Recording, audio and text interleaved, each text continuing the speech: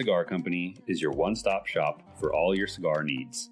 Whether that's a brand new humidor, a box of those new cigars you've been waiting for, a top-of-the-line cutter or lighter, a place to enjoy the finest cigars and spirits with friends, or the only cigars grown right here in the Sunshine State, we've got you covered. Come visit one of our retail locations for the ultimate cigar experience. Visit us online at coronacigar.com. How about that cigar? How about that cigar? Ladies and gentlemen, welcome to the Corona Cigar Studios for episode 238 of How About That Cigar Live. Thank you so much for joining us live on Facebook, live on YouTube, live on X, live on Instagram. And whatever else is out there. We're fucking doing them all. A reminder to our wonderful viewers on Instagram, take a minute, join us over on Facebook and YouTube, because even though you can watch on Instagram, you cannot... we can't see your comments. So if you have comments or questions, be sure to come over to YouTube or Facebook so you can interact with us while you're on the show. Join us in the comments. Let us know what you're smoking and drinking along with us while you're watching the show this evening. And for our audio podcast listeners, thank you so much for making How About That Cigar a part of your regular audio podcast rotation. That is much appreciated. So tonight, in honor of our two guests, I am changing my name. It's going to be Raul Garrett Julia for the show. The king is on, and we got the coupe. Yeah. We're burning. We're burning tonight. I ain't saying what we're burning, but there's a lot of things on fire. Yes. But speaking of fire, let's talk about the free agency in fantasy. Oh, we got to get Justin. Speaking of fire, we got to get Justin on the show. Wait, did you say I was fired? You are not fired. Oh, okay. You are not fired. I was gonna leave. I was pack up my shit and go. So, no, sorry. No, okay, we're good. Yeah. No, okay. we couldn't live without you, brother. We're not burning that bridge yet. No, not yet. No, okay. There's no yet. We're not burning that bridge. Got it. Period. End of statement. Got it. I just want to make sure I got the memo. I didn't get the memo ahead of time, so I got it now. You got it? Yeah. You sure? Yeah. All right. Well, I know, Justin. I know you've been canceled. You could get canceled. Ooh. We could all get canceled. Oh, this show might get us fucking canceled. Tonight might get this might be the straw that breaks the camel's back. I know, of course, Justin, being a huge sports fan that you are, you've been closely following the free agent frenzy. In between working 45 plus hours on one job, 30 plus hours of the other job. Yeah. Everything I got on in between. No problem. Yeah, no problem. I got you. You can listen to it for the drive back and forth. No, that's when I smoke cigars and relax. There you go. Yep. That's why you got all your pictures of cigars. I'm literally driving to work to my other job and then driving home from the other job, smoking a cigar every day. That's when I get to smoke. All right. Somebody, so if you got any violins, just play them for us. Yeah. So, NFL, everything. Basically, if you thought you knew your team last week, no shit. You have no idea who's on your team this week. There's so many changes. I hate to be an asshole, but no, I don't hate I was going to say, you better rewind that and think what you just said. Did I not tell you that Aaron Jones was going to be a Viking? You're not the only one that told me that. I did not see it coming. I did not expect him to land in Minnesota. But I will say this, after a lot more reflection and listening to some sort of NFL quote unquote experts and whatnot talk about the whole, us getting Jacobs and losing Aaron Jones, I'll be honest, and I'm not just being a positivity homer, but I really think we got the better end of the deal for a lot of different reasons. I'm not going to go into them all tonight because we have a lot of cool stuff coming up, but I think we got the better end of the deal. So Green Bay, all day. You were not saying that last week. I was not. Well, because I really do like Aaron Jones, and I am going to miss him being a part of the team because he has a very positive influence on the team. But I am going to miss him. But in the long run, just from a player perspective and a team perspective, I think we got the better end of the deal. We'll see how it goes. You got a 26-year-old running back compared to a 50-year-old running back we got. Well, or the Vikings got, I should say. No, 29. So Aaron Jones is 29. He'll be 30 by season. Jacobs is 25. He'll be 26 by season. We'll see. I don't know. We'll see. We got BDP in the house and stuffing. BDP. What's up, Mike Palmer? How you doing? Let me introduce myself. I'm Raul Julia. How you doing? Raul Julia. So the Twins are still looking pretty good in spring training. And I got to also shout out to Colorado Rockies have a young up-and-coming relief pitcher, Seth Halverson. And this is a young man that I knew from when he was a young boy growing up. He's the son of a pastor friend of mine.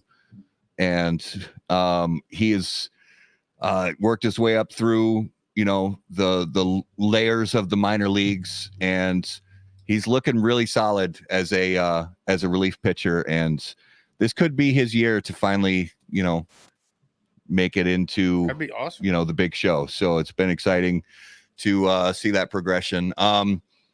Timberwolves are in a tight race. They're in third place, but it's really that those top 3 spots, it's anybody's game who's going to take that top spot at the end of the season.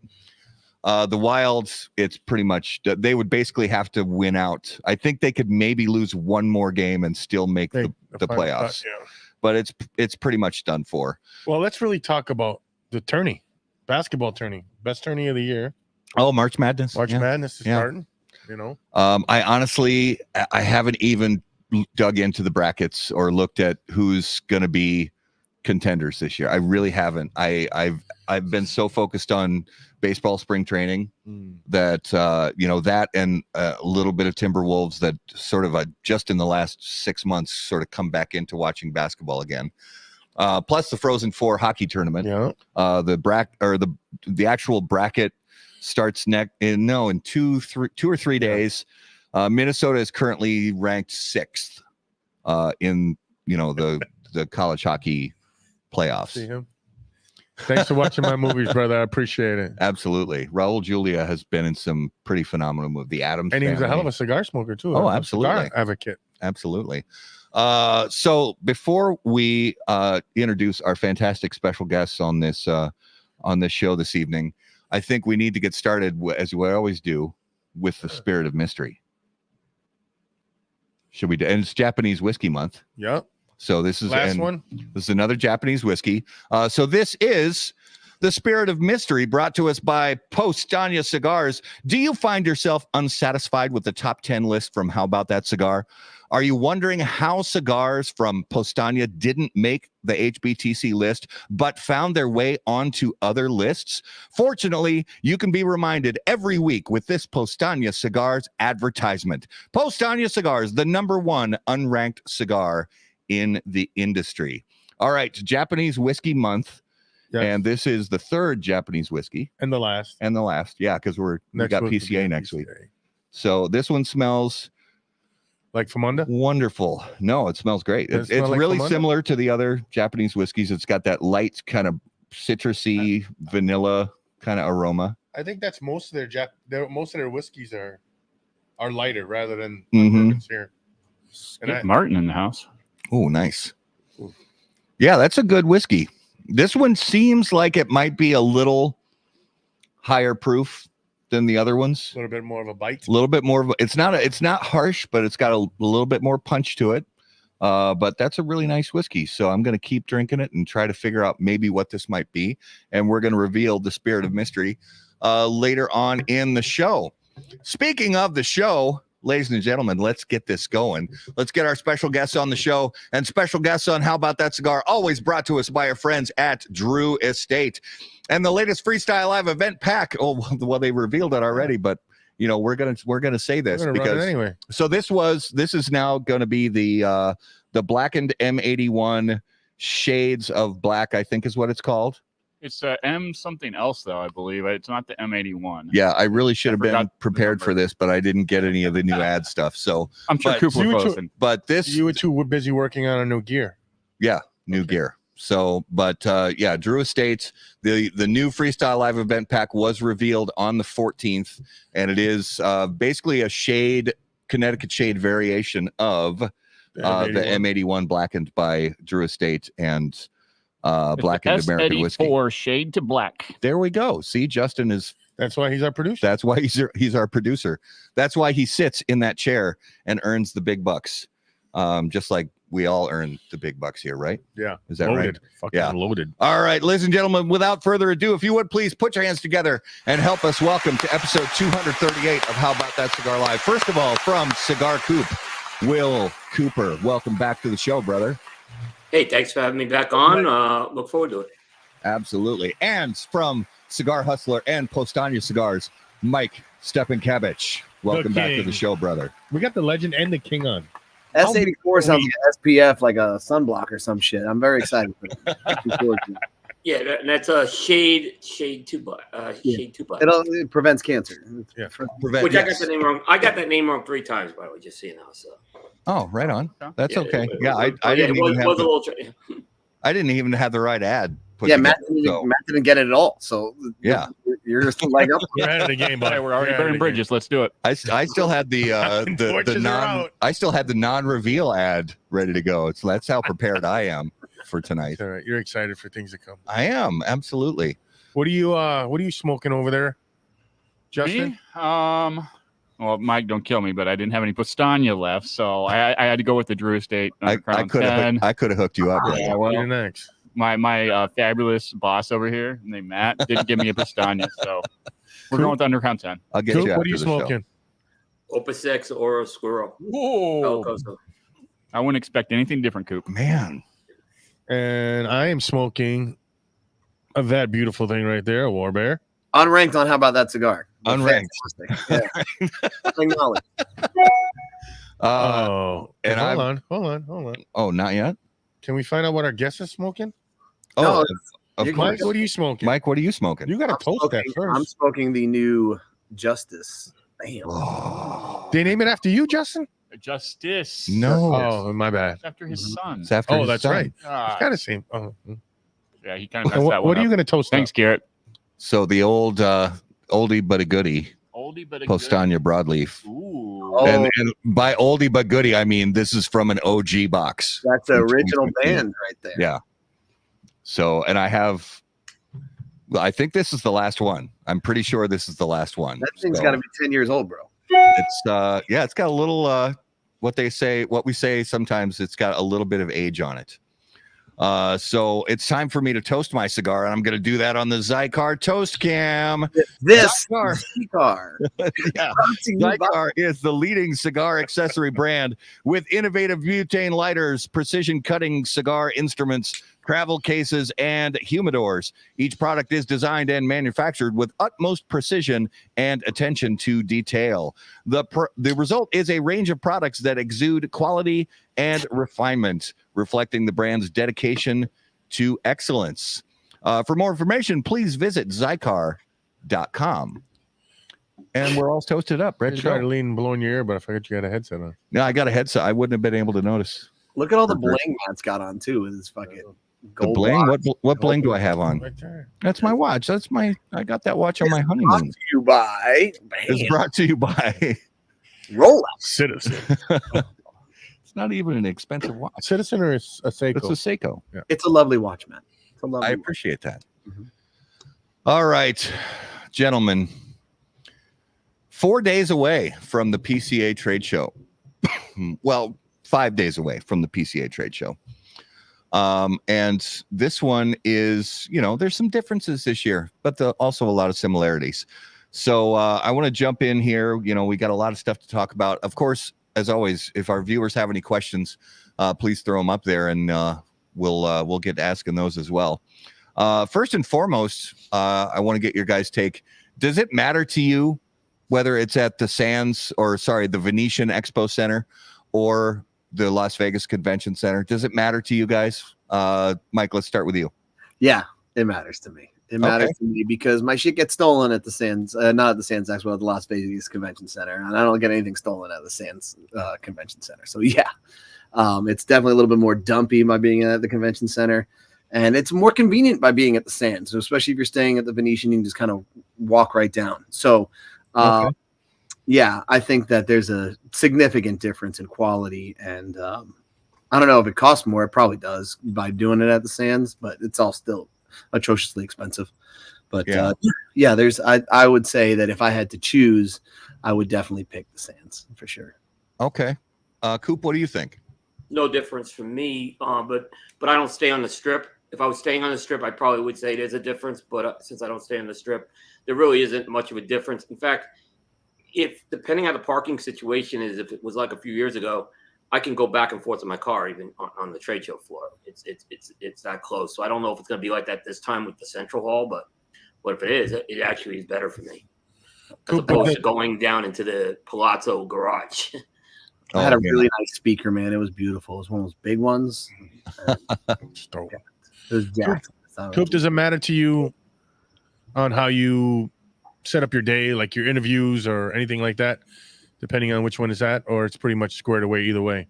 It's squared away either way. Yeah. Yeah. I mean, it's once you get on the floor, it doesn't really. I mean, again, for a media person, I don't think it matters. For a manufacturer, it could matter because different people are setting up the hall. So I don't want to speak for everyone. I'm just saying, for me, it doesn't. Yeah, and that central hall is nicer than the other. Like that's what I heard. Yeah, it's nicer. Yeah, but if you forget something at the Sands, you can go back to the hotel room and get it. Well, depending on where you're staying for PCA coming up in a few days, it's the same way. So if you're staying at the Westgate, then it's just a walk to the Westgate right indoors the whole time. But if you're staying at Resorts World, it's a different story. If you're staying, because there's a number of different quote unquote host hotels this year. Who's staying at the Westgate? Yeah, we are. I'm sorry. Well, the last time I stayed at the Westgate for a trade show was 2018, and from what I understand, the entire facility has gone through a major renovation that started in late 2019 and finished in early 2023. From what we'll let you know how it is. Yeah. All right, keep me posted. We'll let you know. Do the after show. I might, if you got room or extra room over where you're at, I might be coming over that way. Yeah. Oh, I got a bunch of people just crashing in our room. So Mike, though, the convenience of being in the Venetian, it backfired on us about 2 years ago when we left the camera batteries at the compound, and we had to go back. Some of us had to go back and get those camera batteries in the middle of the trade show. That's where it did backfire on us. So I understand the convenience of being all in one place. Trust me. Yeah. Well, and staying off strip at a Airbnb or something like that, that really can. I mean, it's great because it gives you a lot more flexibility in what kind of place you want to stay at, and if you want to have, an outdoor gathering area for cigar smoking and camaraderie and that kind of thing. But yeah, if you forget something, that's a half-day trip. Oh yeah, it was but 2 hours. Yeah. Hey, Mike, did you go to TPE this year? No. Oh, okay. No, I skipped it. I mean, it didn't make sense with PCA being so close, and I feel like the majority of the cigar industry felt the same way. From what I heard, it was kind of dead. A lot of people had time. A lot of people had free time there. So we did not hear good things about the premium cigar portion of the TPE this year. Yeah. But timing wise, most places said the same thing that we did. And I'm talking whether they're media or brand or retailer. They're like, why am I going to go to TPE to either sell premium cigars, buy premium cigars, or cover premium cigars when PCA is in 2 months, 7 weeks? Yeah. So it just didn't make sense to anybody. Yeah, I totally agree. The one thing that you can say is if you did go, maybe you made that one connection with somebody, a retailer or manufacturer, brand owner, and it only takes one. So that could propel into a lifetime worth of friendship and business. So, hopefully that happened for some people. It was just highly unlikely. Who was the ZZ Top guy was there though, or something. So yeah, a lot of people had time to go see him, by the way. I noticed at that show. A lot of reps had plenty of time to go see him. So reps exactly. They're not writing orders. They're going to get a picture orders, that's for sure. Mike Tyson or ZZ Top or whoever. Yeah. So yeah, venue wise, I really don't. When we're talking about Las Vegas in general, and if anybody who's ever spent time like in sort of the corporate or professional world at conventions in Las Vegas, there are so many massive and really great convention spaces in Las Vegas. And really, for the most part, For the most part, they're all the same. I mean, there are some amenities that are available at some that are not available at others, but they really are the same for the most part. You know, they're massive spaces with extremely high ceilings and great ventilation and all the electrical and all that stuff you could ever need. For most people, I don't know if it really matters whether it's Venetian or Las Vegas convention. It just doesn't matter, I don't think. Well, we're a relatively small convention when you look at some of the other ones, like yeah, absolutely. Builders, which I've been to both of those, right? They're much bigger than ours. Ours is a relatively small one. Yeah, Pinky's out. Yeah, the fact that we can have basically the whole convention in the central hall of the Las Vegas Convention Center, and there's not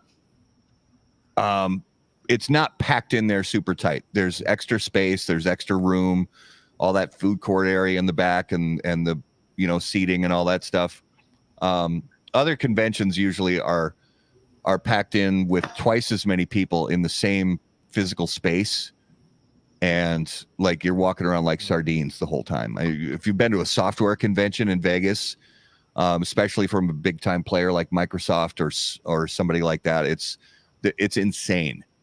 I mean, it's almost like Mardi Gras. You can barely walk through the aisles. It's so packed. Perfect lead up. Yeah. What do you guys think of next year's venue? What do you think about New Orleans? Do you want me to go first? Mike, go ahead. Mike, go first.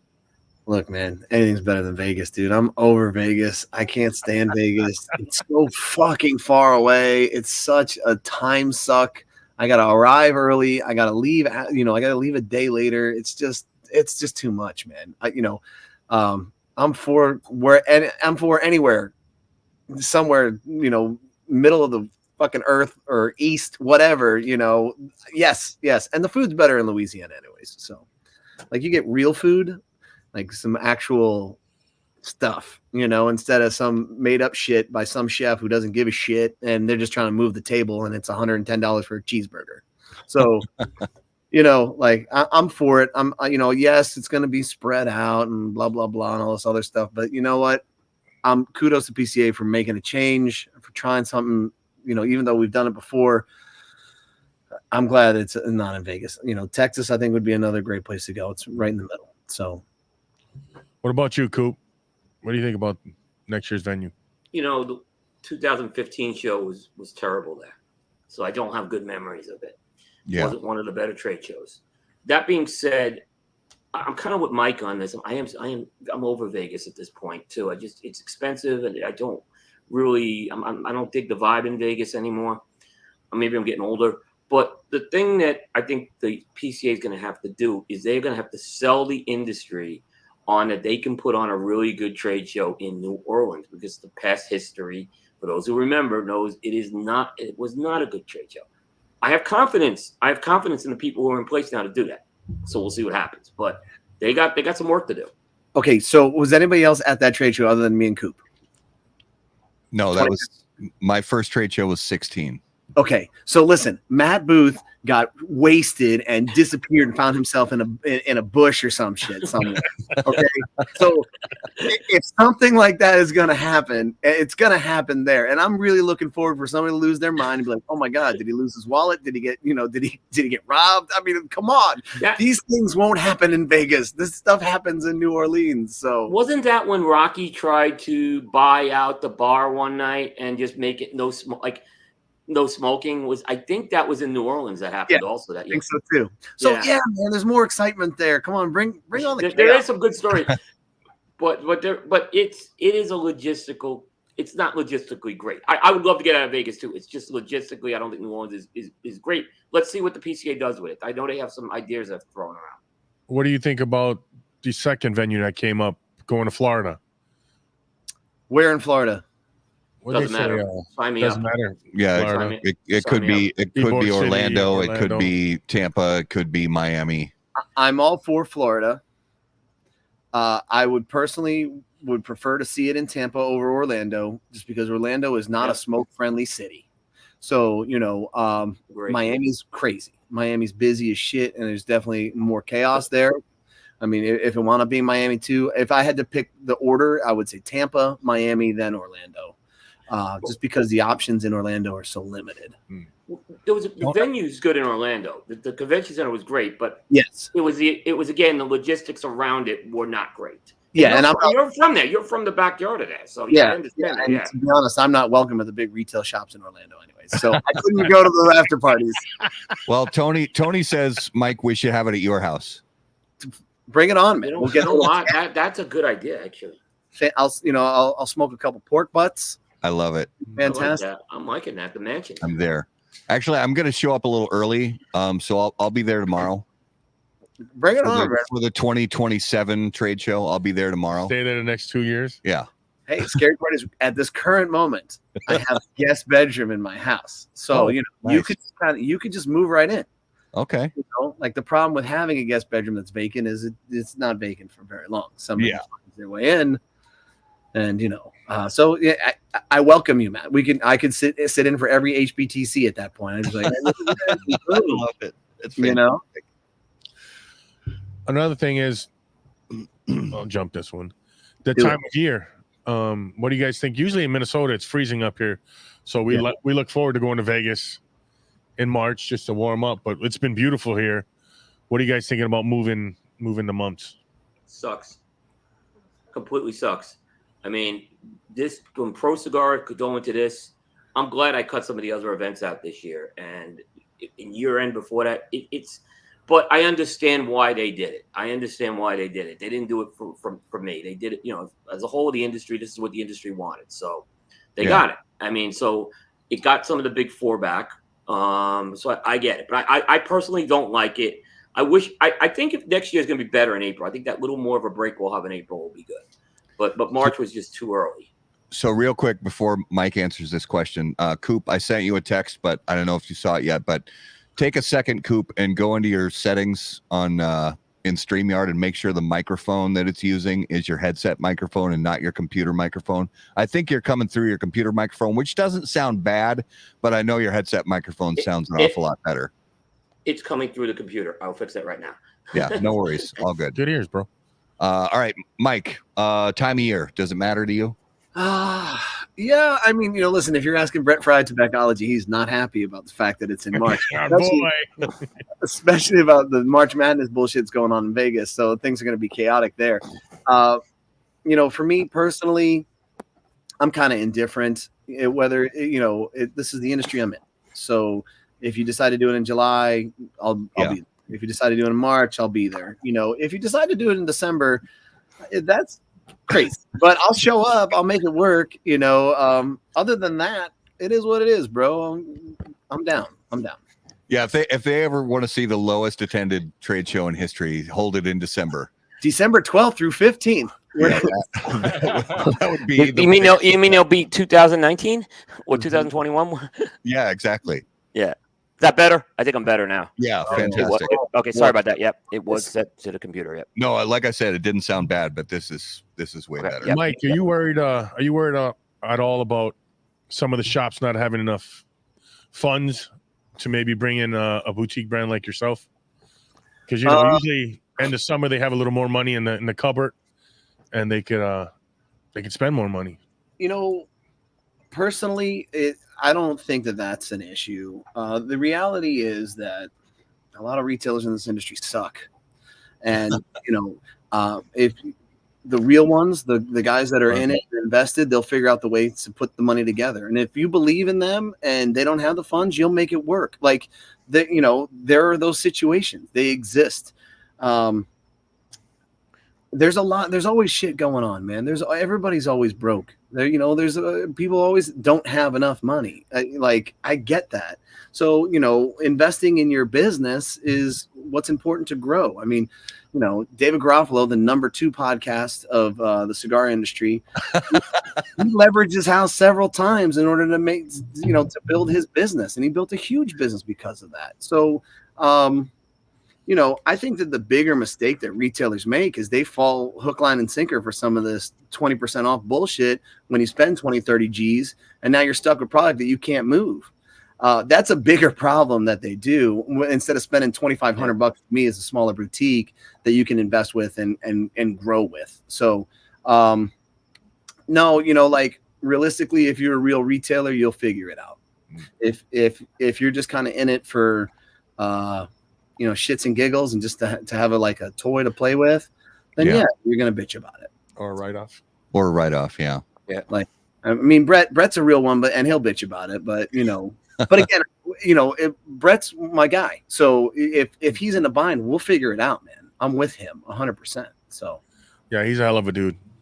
Absolutely. I like Jay Davis said mid-February in Duluth, Minnesota for the PCA show. I have an appointment with Jay Davis this year. I've been waiting years for this appointment, so I'm looking forward to it. I'm very excited. You finally made it to the big time. You have an appointment with Blue Smoke of Dallas. I broke him. That is so cool. It wouldn't go away. Well, Lee Marsh from Stolen Throne Cigar is a great comment. Timing doesn't, how you conduct business does. Mm-hmm. I love that. It's really, we've said it so many times, people probably get sick of hearing it, but this business, every business is about relationships, but the cigar business is even more so about relationships and just, building them, maintaining them. And that's, it's so important. Yeah. It's so true, man. Like I can't be in every state 24/7. I refuse to travel a ton. Right. So when I do an event, I'm normally in and out. I will go to the place that says, hey, I believe in you and I want to support you. And I'm like, all right, cool. Cause I'll be there at 5 o'clock when the event starts. And then when it ends, I'm on the next flight the next morning to get the hell out of Dodge. So I don't miss anything with my family. Right. Yeah. And so I count on those guys to build those relationships and to continue that whole thing. So you're 100% correct. And with that being said, too, when I do those things, normally you meet somebody, you lock in with particular consumers and employees and, all these other things where everything grows. So, the relationships are so important in this industry. So important. Well, and so now I'm going to jump the gun into what I consider, and we'll have more questions after this, but I'm going to jump the gun into what I consider to be the most important question about PCA 2024. Where are we going to eat? And where are we going to eat? That's definitely important, but this one is really, and I base this question off of this recent press release, because this was honestly, I swear to you, the first thing that came to mind when I saw this press release on Cigar Coop and other sites.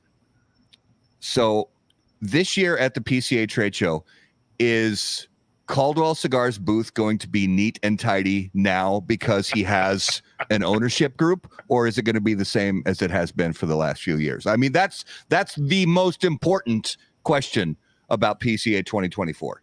I'm betting it's going to be a shit show. So Coop, what do you think? I'm going to say no. Okay. I'm going to say no, but the PCA's let Caldwell do that the last few years. Shame on them. Yeah. Shame on the PCA with that one. So you don't think, well, I guess it's a twofold question. Do you think his new parent company is going to ask him to clean things up a little bit and he's just going to say, no, I'm going to be me? Or do you think they're not even going to bother asking him? I think they're going to let him be who he is, but I just have a feeling that there's no need for him to do that now at this point. That's just my feeling. It's now he's part of the bigger picture with this. So I'm going to just kind of take the road saying I don't think they need to do that with him. So, okay. Yep. Mike, what do you think? Well, I mean, how do you acquire somebody and tell them that they got to be something different? Something different. That's a good point. That makes no sense. Hey, so right, exactly. Yeah, it's culture. Yeah. Yeah. So he's got to be himself, and I don't know. I always got a laugh out of the shit that he did. I thought it was always fun. So and he expresses his discontent with things, and you know what? I'm okay with somebody being pissed off. I would much rather somebody be pissed off and want change than somebody be complacent about something and just take it. So I'm okay with it. Bring on the rage, dude. Whatever, that's fine. Buy the tables at Walmart and then return it afterwards. I fucking died laughing. I thought that was hilarious. Cigars are a luxury item. That's what I keep hearing, and then that's what we see. Okay. Cigars, well, and that's a good segue into Jay's comment. And when we had kind of this was going to be on the docket of questions, kind of about the whole pricing, thing that we've seen the pricing, kind of, if I'm being honest, just using like unglorified terms, pricing has gone batshit crazy in the last few years, in my personal opinion. So Jay phrases this really well. The most important, whether I should buy the Vartan cigar for $98, the new Monty for $150, or I can get the Stolen Throne Anniversary for $20, or the Postania Connecticut for $15. Not acknowledged on it's a bad question, Jay. It's because they're not the same audiences. That's why I would not. That's why I don't think the question is valid. So, I agree with you from a little bit, Coop, but I'll challenge you on this aspect. And I'm talking about cigar brands whose most expensive cigar for years and years was, I'll say $18, even $20. Right. Yeah. And then all of a sudden in the last 3 years, and I'm not going to name any of them, but some of these same brands now, for the last 3 years, all of a sudden their most expensive cigar is $48. It's $68. It's $98. It just seems, as a consumer, it seems a little strange to me that we're just suddenly seeing this sort of push for, it's almost like a competition who can put the most expensive price tag on a cigar. See, I don't look at it like that, though. I look at it that these companies are going into a segment, which I've been calling the Rob Report cigars. They're going into a luxury segment like Rolexes, right? Like Ferraris in. They're going into this which is not the audience that was buying that $18 cigar. They're not trying to take the $18 cigar buyer and put them into that audience. They're going into that audience. And I think it's a brilliant move to do it.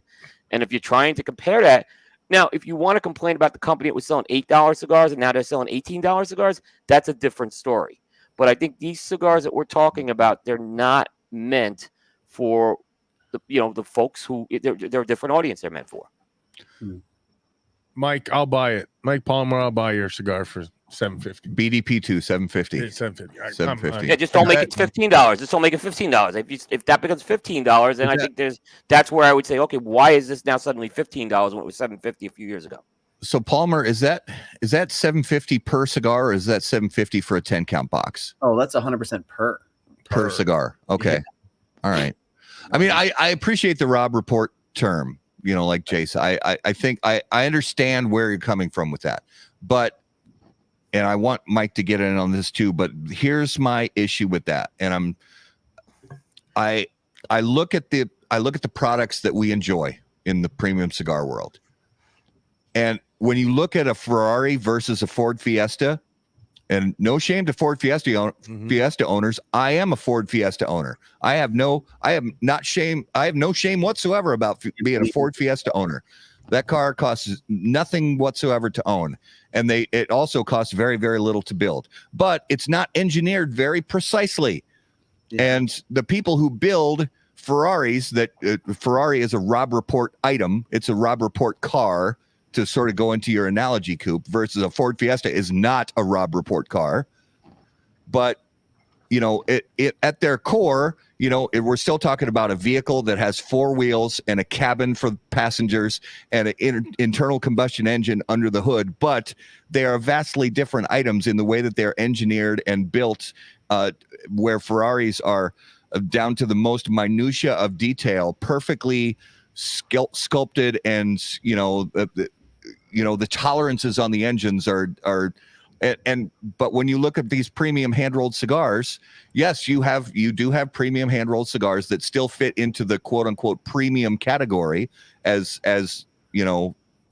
so defined, but there are differences in process of acquiring the tobaccos, aging the tobaccos, rolling the tobaccos. But do those processes vary so vastly that one company is going to sell a cigar for $8 one year, and the very next year they're going to sell a cigar for $60? that just, it seems very strange to me. Is that tobacco so aged, or is it found in the mountain that we never knew about?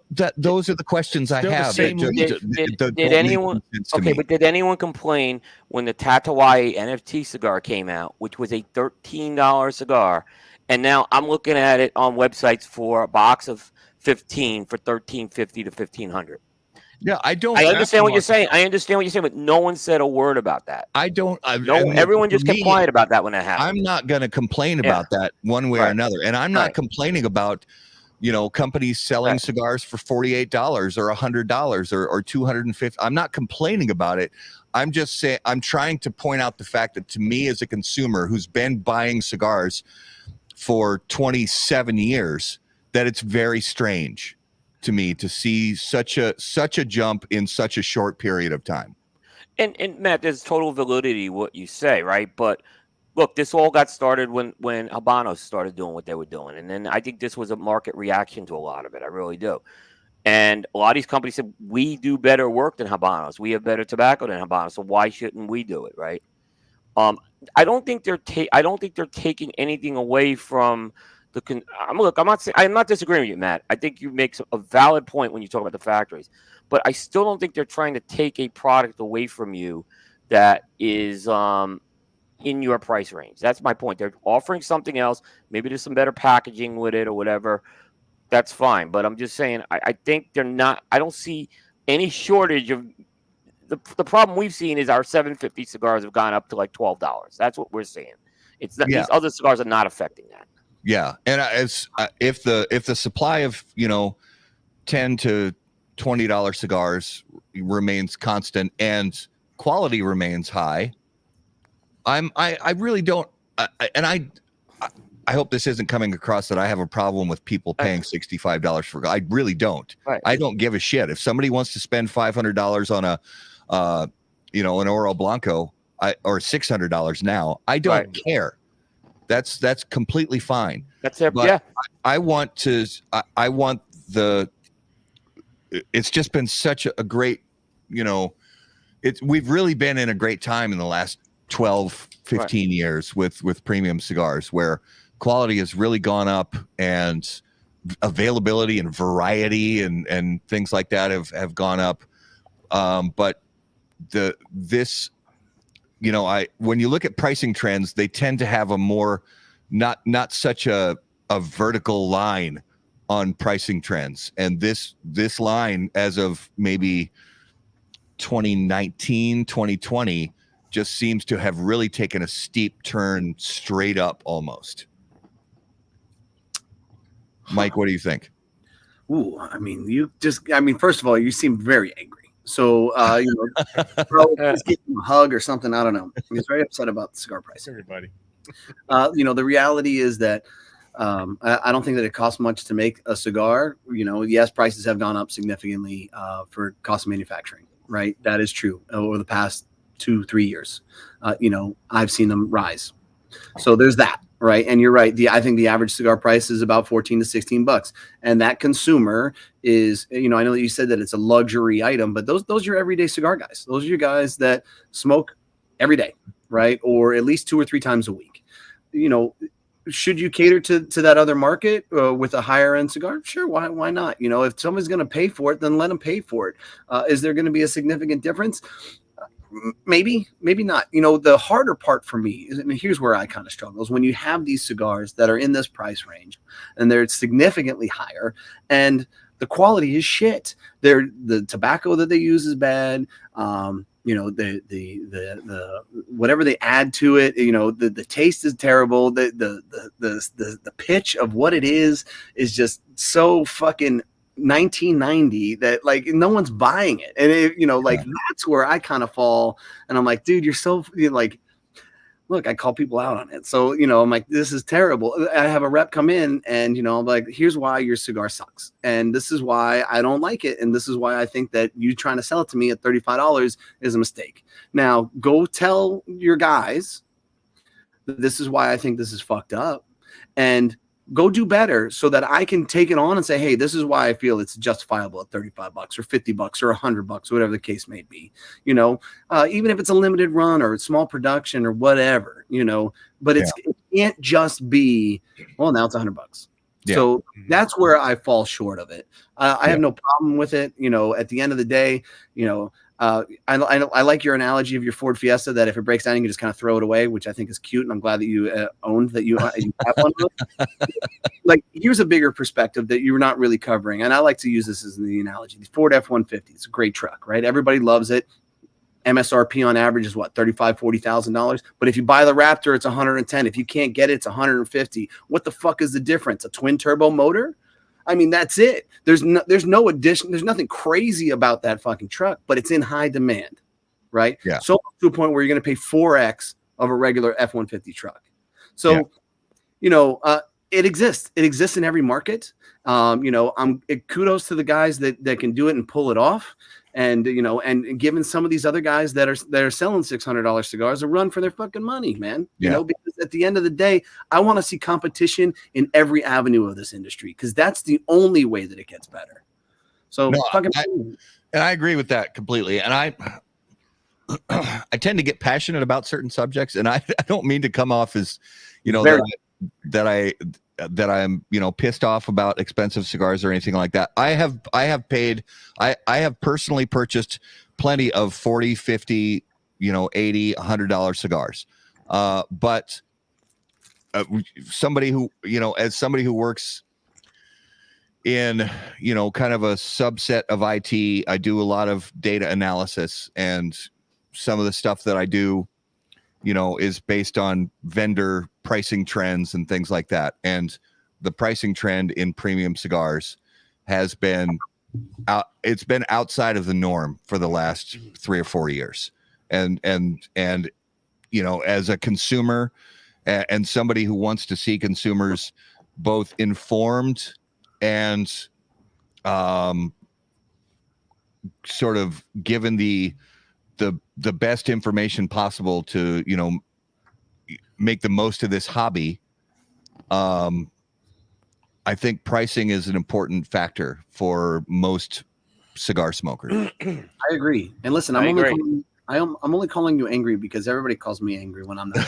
So, I'm just gonna go ahead and bring that to anger is passion. No, I think I respect your point of view, Matt, on that. I think good for you on that, having that point of view. You're not burning bridges. You're not burning any bridges here. No, I may disagree with you on it, but you're not burning any bridges with me on it. For the average working person, blue collar person, is that $100 cigar going to be so much better than an $18 cigar? Is it going to wow me? Real quick, Mike, before you jump in, I'll say that it could be, because and depending on the occasion, like, is the blue collar person going to be buying $100 cigar as their everyday smoke? No. Of course not. But their daughter's getting married, or their son's getting married, or graduating from high school, or something like that, or they're having a baby. Even me, having the means now to go in and buy $100 cigar, I'm grateful for that. But years ago, having the means to go in, my first cigar was $10, and this was at a time that it was literally the most expensive cigar in the store. I think maybe there were 2 cigars more expensive than that in the shop when I bought that $10 cigar. I think the most expensive was $15, and maybe there was one for $17.50 or something like that. But it's like a special. That was my first cigar, and it's like I want it to be special. And then if your daughter's getting married, or you just got a new job or something, you will spend that extra money, but it's not going to be your everyday smoke. But even saying that event is going to put that $18 cigar, make it taste twice as good, just because it's tied to that event. And that's part of sort of the experiential thing, is that you could buy a box of, where you get a 20 count box of cigars for $250. And if the experience is good, if it's your daughter's wedding or your son's graduation, that cigar, as far as you're concerned, that cigar, you would have paid $100 for that cigar, because the experience that surrounded it was so great. Matt, there's a review I have coming out of $100 cigar probably the next couple of days, and it didn't do well. Okay, it didn't do well. So it's not automatic. It's better, is what I'm saying. It's put to the test like anything else. So it happens. I mean, it's not an automatic in my book. Yeah. Okay. Well, two things. First of all, Matt, you're 100% correct. It depends, right? It absolutely depends. Not necessarily a good situation either. You know, nothing makes me happier than having a fucking sideways day and saying, you know what? I mean, I really like the cigar, but I'll go grab a Padron 50th Toro Maduro, right? Yeah. The $50 cigar. And I'm like, you know what? Fuck this. I'm smoking this thing, right? And it is what it is. I'm just setting something on fire that was very expensive, and I feel good about that. So there's that. It doesn't have to be a particular great day. I like it. You know, the other thing that really is kind of maddening to me in this industry is there are cigars that are $18 to $20 that aren't that fucking good anyways, but because they're marketed well, everybody's all over them. So I don't even want to hear it when somebody's like, well, you know, this $100 cigar sucked. Like, well, the $18 one sucked too, buddy. But you believe that it's good, so you're going to smoke it anyways, and you're going to be a fucking fan. So, you know, it's irrelevant, the price point. It's irrelevant, dude. That's true. And we all go through as people, we go through stages in our life, you know, from like my oldest just moved into their first apartment over the weekend. And you go through stages, you know, where different financial abilities, you know, and when you're young, it's like I can afford, you know, to buy, you know, a half pound of, you know, ground beef at the grocery store and, you know, a box of macaroni, and that's pretty much what I can afford. But I'm going to make the best thing I can out of that. Or I can, if you're going out, it's like I can afford a burger from the burger truck, you know, on the corner by my apartment, and that's about all I can afford. I can't afford to go to the nice place. And then gradually, as you go through life, you know, hopefully you can get to a point where you know your ability to, you know, maybe spend a little more money increases with each year that you're on the planet. That's, you know, that's what we hope for. And then we've all had these times where it's like you go someplace, and whether it's a meal or a cigar or a bottle of booze or your next car or whatever it is, you're like, I'm just going to buy this because I can, kind of because I just want to, because I want to treat myself. And I think that's awesome. I've bought many expensive cigars just because I was like you said, Mike, what the hell? I want to light something expensive on fire. Or I buy a bottle of bourbon that's way too expensive. I'm like, I just want to drink something expensive. Right. Or take my wife out to an expensive dinner because I just want to take her out someplace expensive.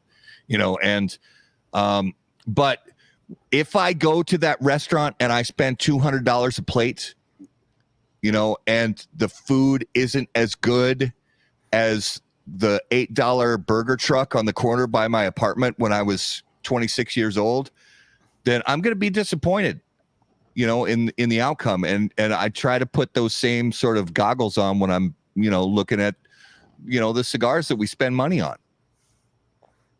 Okay, but you got to remember that you're an anomaly in this scenario, right? How many cigars do you consume a day? 5. You smoke 5 cigars a day. Yeah. So it's safe to say that you're pretty experienced when it comes to flavor profiles of cigars, right? Yeah.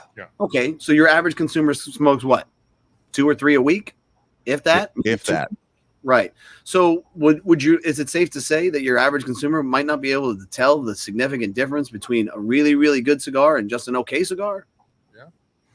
Yeah. So, you know, like, that's the bigger issue that's gone on in this industry since the dawn of time, is that your consumers, you know, they haven't been well educated. Now they're getting better every year. I honestly believe that. I think that there's a lot of people out there that try their best to educate consumers, and, you know, kudos to all those people in the world. Now, it's just like any other industry. It's just like your workout industries where you got, you know, 80% of the people feeding you this bullshit, right? And these magic pills and all this other stuff. And a lot of people believe in that stuff. And then you got the 20% of people that say, hey, look, no, that's not true. That's not accurate. And here's why. So, you know, that's part of this. It's part of every industry. So, you know, for somebody to pay the price is to pay the price. Yeah. You know, and I saw somebody comment before that John said something like, well, you know, packaging costs $1 on a cigar. Yeah, sometimes it's more, dude. You know, depending upon the production line and all those other things that, you know, Yeah, you're right. But you know what? Then again, I've also released cigars in bundles to keep the price down, and I've seen them flop. I've seen them not sell at the level that they should sell. But if I'd have packaged them differently, if I'd have put them in a fucking box and I charged an extra $2 for a cigar, they all would have sold. So, you know, like it's a catch-22, man. Where, you know, where's the line? If you base it solely on educating consumers and having those consumers be your number one level of consumption, your overall rate, then, you know, you're going to struggle.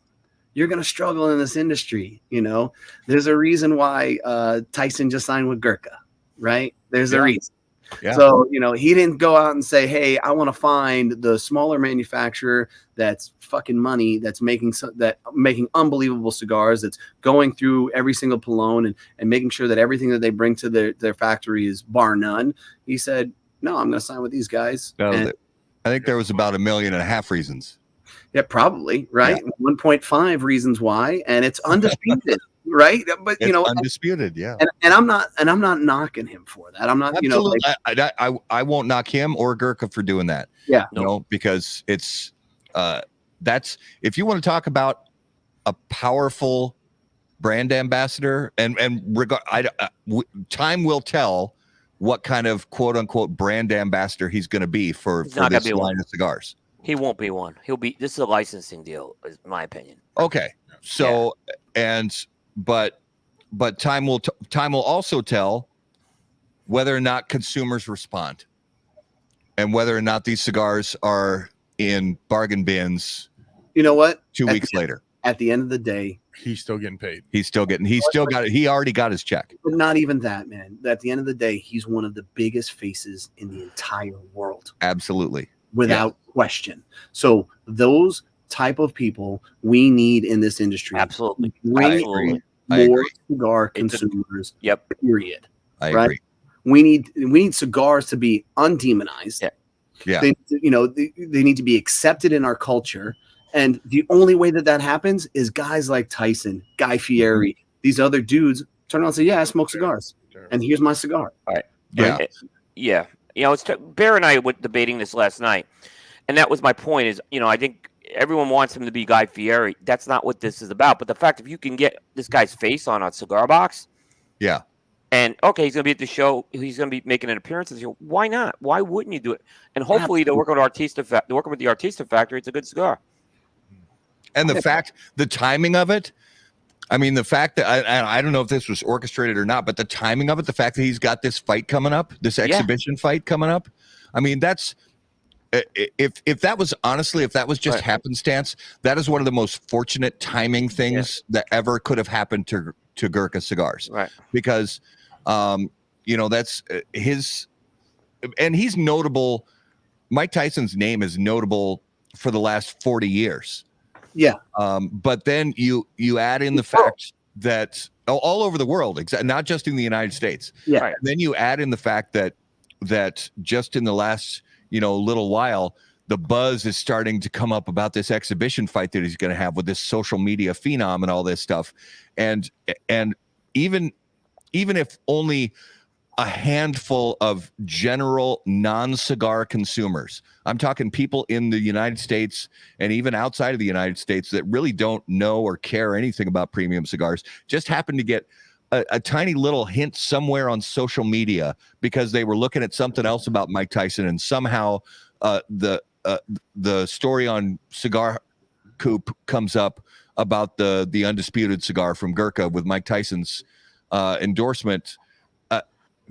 That's like sort of lightning at a bottle kind of honestly, even if it's only a handful of non-cigar consumers. And like you said, Mike, and I agree 100%. Same thing with Guy Fieri when Knuckle Sandwich launched and is continuing to have great success. That kind of publicity for sort of quote unquote regular people, big time celebrities that are known for something else. They're known for, being a great chef, or they're known for being a cooking, show phenom, or they're known for being one of the best boxers of all time, or Chaz Palminteri being, a great actor and a great writer and producer, putting their name in front of a premium cigar and putting their name on that box. It's such a big deal for the premium cigar industry to see those names out there. It's like, oh, I love that guy's movies. I didn't know he was a cigar guy. I love to watch Mike Tyson box. I didn't know he was a cigar guy or whatever. Right. It's almost invaluable for the image, quote unquote, of the premium cigar world to non-cigar smokers. Matt, we could always argue, will these be a success? And that's a fair thing, because we do know the track record of a lot of these. So that's something we could fairly judge. But I think at the same time, I think this is not a bad thing for our industry at all. I think it's a good thing for the industry. Yeah, definitely a good thing. Yeah. MSRP $110 a stick. I honestly don't remember what the MSRP of the 19. Yeah, so it's on Cigar Coop. It's on Cigar. Pricing's on Cigar Coop, by the way. Okay. Yeah. So that's, really that's kind of falling in line with a lot of releases in the last few years, in that $15 to $20 range. Yeah. It's, you look at, I'm sure they have to pay homage to Caesar with that licensing deal. So of course. Absolutely. Yeah. Am I smoking this to say, wow, Mike Tyson selected the, Lajero, and no, that's not why I'm smoking it. I wanted to see if this is a cigar that will connect with other people who are going to maybe pick up that cigar. That's kind of how I'm looking at it. Pick up that hobby. That's right. Yeah. So if it's a good cigar and it gets someone into cigars, that's a win there. Yeah. This I like this comment from Miguel.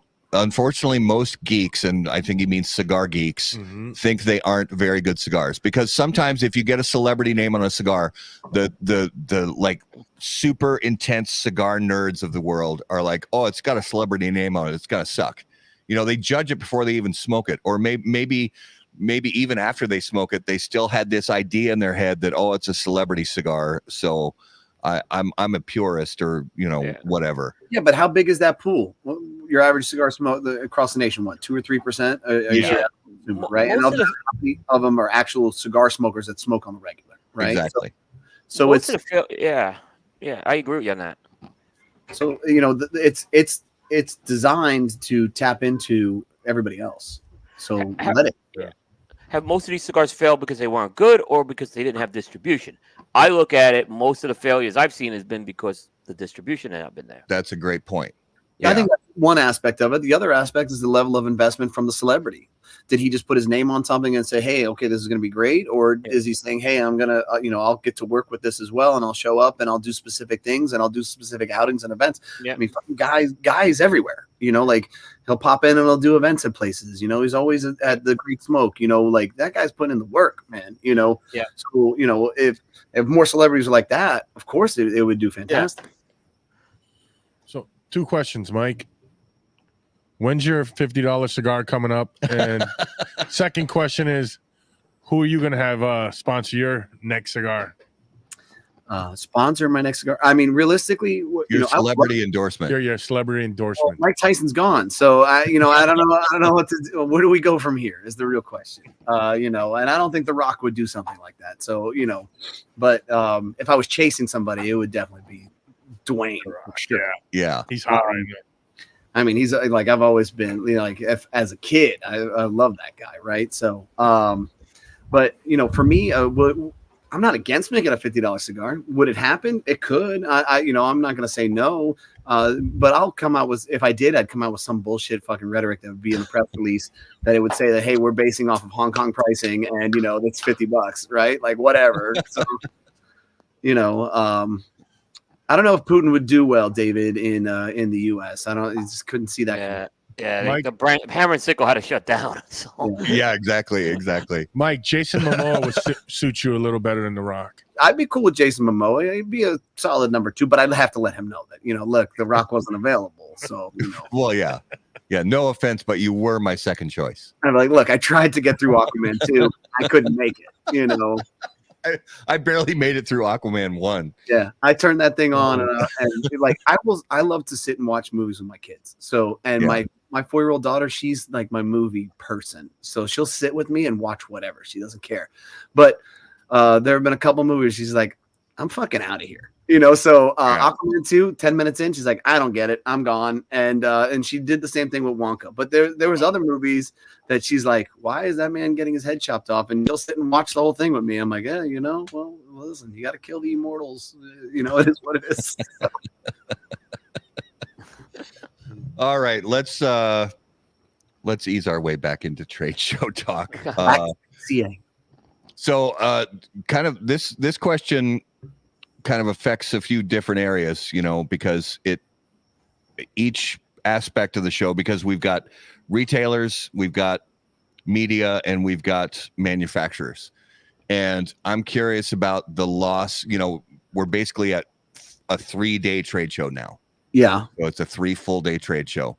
So from a manufacturer, brand owner standpoint, Mike, does the loss of that half day really matter to you at all? Thank God it's gone. It was just a waste of fucking time anyways. We did nothing at the last day. You sat around, you ran to other people's booths, you harassed your friends. Like that's all that happens on the last day. Everybody's gone. A lot of people are gone after day 2. Like, all right, we're out of here. That's it. I can only have so many people staying at the shop, so many people watching it. I got to get back to it. And, kudos to those retailers. Say, hey, I got to get back to work. Right. If you have a strategy and you're looking at, and you know what you're buying, and then you're going to dabble in a couple other brands that you haven't experienced yet, you can square that all up in 2 days. If you're just kind of screwing around, it could be a time suck for 3 days. 4, no, you're not doing anything on the 4th day. You're not there. Normally, day 3, a lot of these guys get so wasted that they're not even showing up until after it's closed. Yeah. Now, from the standpoint of the Cigar Hustler retail space, do you have other people that are handling the purchasing for you, or are you doing that as well? Well, my brother handles a lot of the purchasing when it comes to stuff like that. I mean, realistically, there's probably 3 or 4 manufacturers or brands that we have to tap. Right. Sure. But you already have your kind of Drew Estate deal worked out. Your Churro Fuente is what you really want to do. I love going and checking with Padron because they like doing this PCA release, which I think is fantastic. Sometimes they give you more access to the 50th on those days. So, and that's a particular cigar that we do fairly well with. Other than that, as far as mid-level, for one, I want to go and see what the fuck is going on with Nick Melillo. I have no idea. Maybe you guys can elaborate a little bit. I mean, he packed his shit and left Aganorsa and moved over to Pepin Garcia. Like, I don't know what happened. Can somebody tell me what happened? And why haven't we heard from him? Why aren't we talking to this guy? Because from what I understand, the Aganorsa guy and the Pepin Garcia guy hate each other. They absolutely can't stand each other. So, that's a pretty big fuck you if you're going to up your entire manufacturing and go somewhere else. And I just want to know why. What happened? I want to ask that question. I want to know what's going on. Like, hey, what's up, man? Did something was it something as stupid as I just didn't like their pricing, or was it more than that? And that's the kind of media coverage that I want to hear from the industry. And I listen, I agree with you, but the thing, and Coop, I want you to talk a lot to this particular topic, Coop, but he's got jokes. But the thing is, in the vast majority of cases like this, when somebody separates from a factory, or when there's some kind of a, upheaval between 2 different companies or whatever it may be, it is almost like unicorn rare. Or like Eclipse kind of rare that you actually get somebody to tell you what's actually going on. They can't, whether there's a legal agreement in place, or they just don't. They're afraid if they tell the truth, they're gonna get sued or something like that. You're never gonna get somebody to tell you what actually happened as to why they left. Mike, you need the re-termination clauses sometimes in contracts, is what I'll just tell you. That's why you're not hearing stuff, okay? I'm being honest here. Here's the thing. Mike makes a good point. There's history with these 2, right? But in the end, Nick made a business decision. I don't know why it's got to be a soap opera always attached to it. I can understand. I can understand it in this case a bit, but hey, he made a soap opera. Maybe he made a decision. I don't want to do business with Aganorsa. It's not right for me.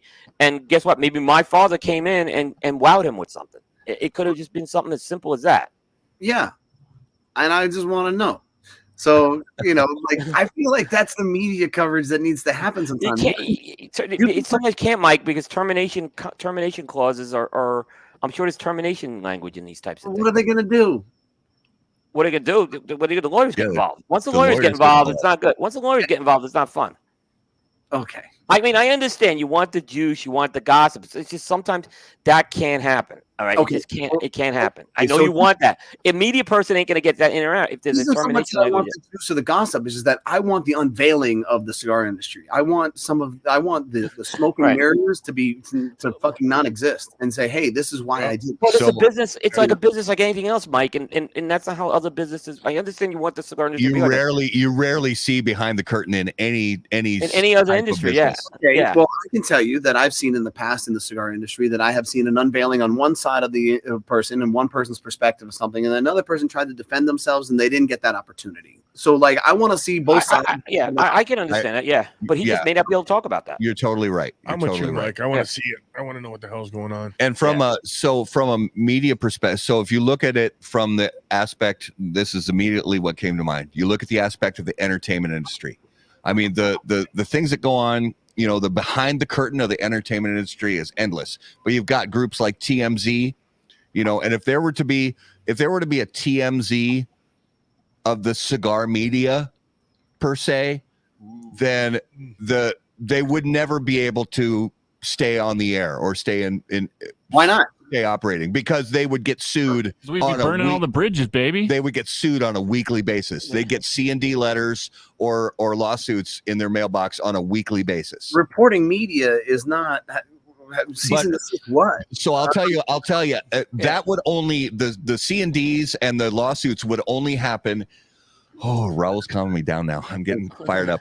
The C&Ds and the lawsuits would only happen if somebody from cigar media were actually able to get on the record answers from cigar companies about the things that go on behind the scenes and behind the curtain. And that when somebody from cigar media is told things that happen, and we know this from experience, and Coop knows this too. Mm-hmm. Somebody will tell you something that's behind the curtain and they say, this is off the record. The record. And so if you report on that, then there's going to be a problem. You're going to lose the trust from those people and possibly be subject to some kind of legal action. And I don't think you're ever going to see that style of reporting in the cigar industry. We need that. We need that. That would be a very tough nut to crack. Coop, what do you think? Very tough. Yeah, a very tough nut to crack. I'll tell you something. I pulled Cigar Coop's coverage of trademark stuff out a few months ago. Because I learned it's a complex thing that, frankly, I did not have the bandwidth or the stamina to get around. And the only things we'll talk about is if it goes to court and there's a decision, then we'll talk about it. But a lot of times there's things that, like, trademarks are so complicated, is what I've learned, that it's not easy to report on that type of stuff. And I've seen people try to report on it. I see a lot of misinformation end up coming out with it. So I just stopped. And frankly, I didn't see a lot of interest in it I know it sounds crazy. I know we like the juice and the gossip, but and look, we have fun. We have message chats guessing how long a name's going to last on a cigar privately. We do that, right? We're into it, but I don't see the audience ain't into that. The audience there's a small audience that's into this. I mean, Jack Tryon said best. If there isn't a rumor going on in the cigar industry by 12:30, you better start one. Jack News Network. Yep. Yeah. Well, and as small as the premium cigar industry is, I used to work in the medical device industry, and especially medical devices are really big in Minnesota. That sort of industry is really big in Minnesota, and working in that industry, it was sort of kind of a revolving door. You got people that suddenly join the team. They're like, oh yeah, I used to work for Boston Scientific, or I used to work for Medtronic, or I used to work for Cook Medical, or one of the other big medical device companies. And it just happens. And then they go to another company, and then somebody starts a new company with a new technology, and so on and so forth. And the cigar industry isn't really much different, except for the scale. The cigar industry is, maybe 1/100th the size of of the medical device industry. So, and it's really a lot of this, how many people do we know that used to work for 5 other cigar companies, or people, a sales guy goes from here to there and then over to here and then to there, and a blender or a factory manager or whatever it might be.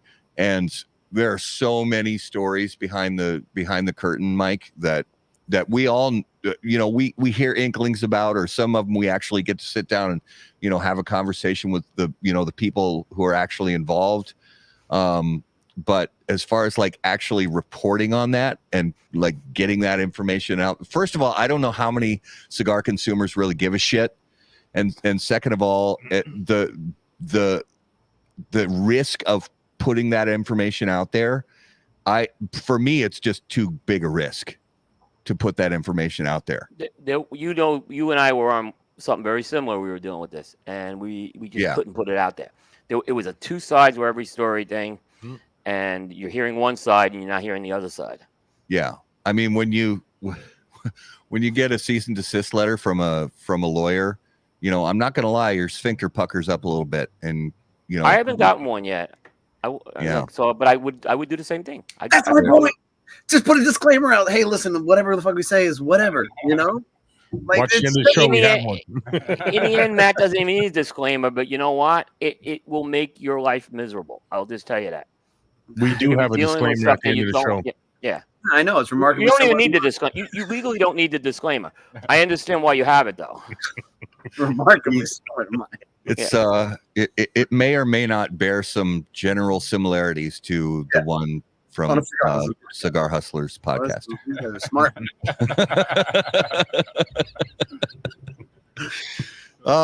Can you tell I work at a law firm and I know lawyers who know how to word stuff? So and I work on legal contracts too. That's what I'm just saying. I understand it. So, but anyways, I'm excited to go and see some of those guys. And I can easily do that. I can send Greg to place some orders to bring it back to PCA. I do want to harass Nick, and he can probably avoid me with the questions. That's fine.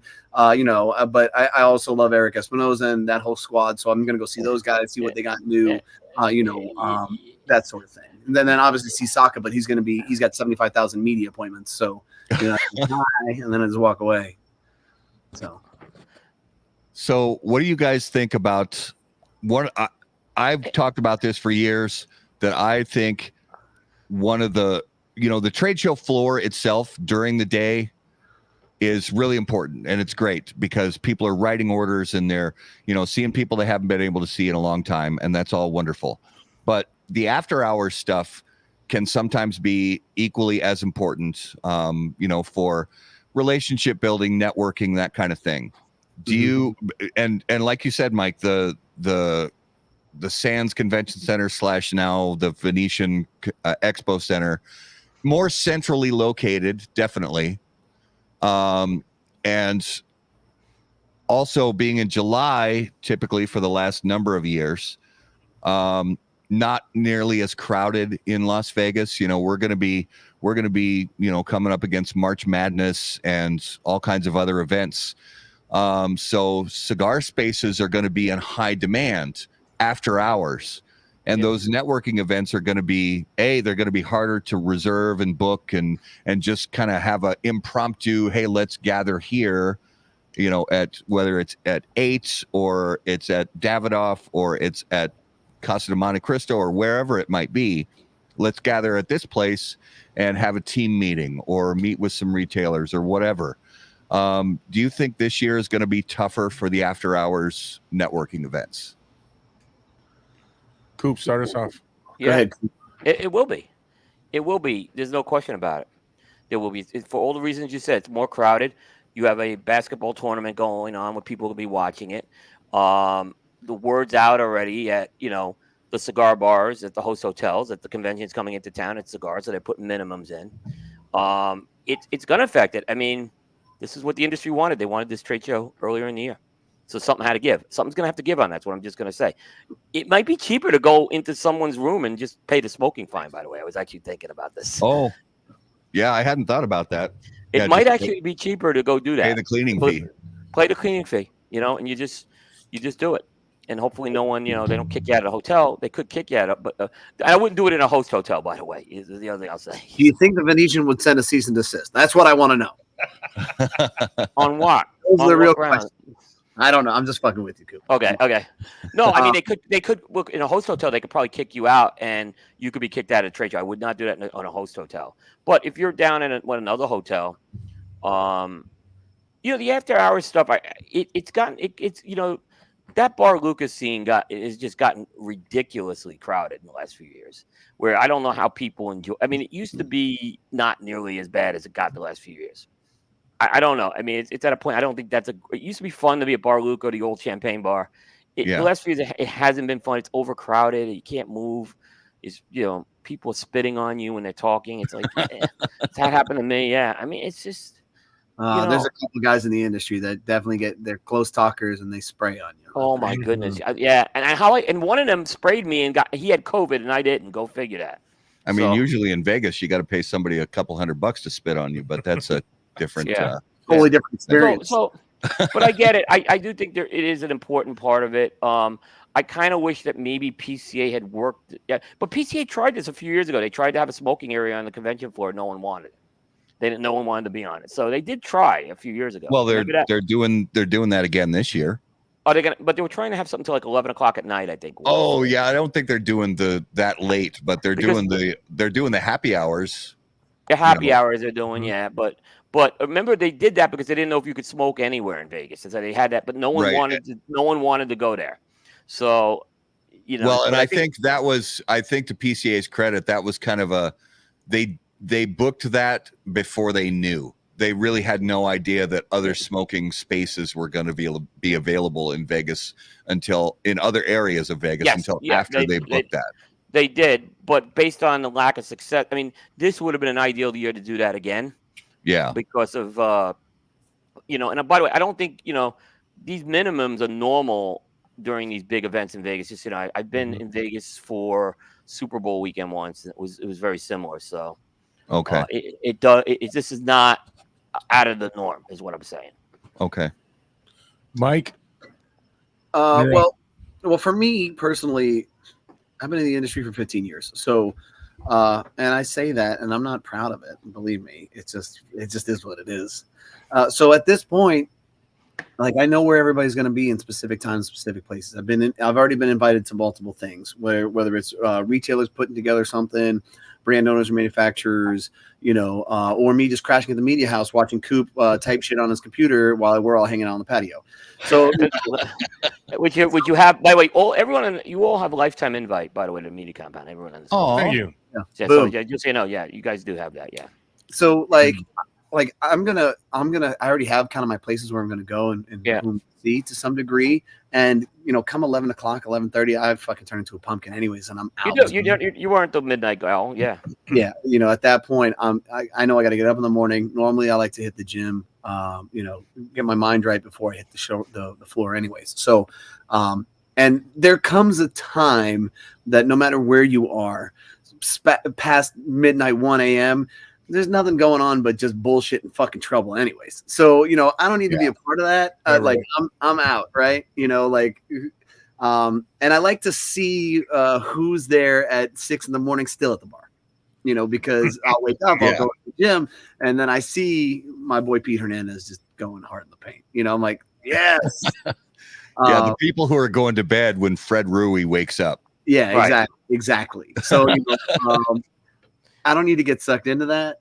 So, it's good to go out afterwards. Good to have the camaraderie. And, if you're a new retailer and you haven't established that, hopefully you hook up with somebody that will take you to some of those things.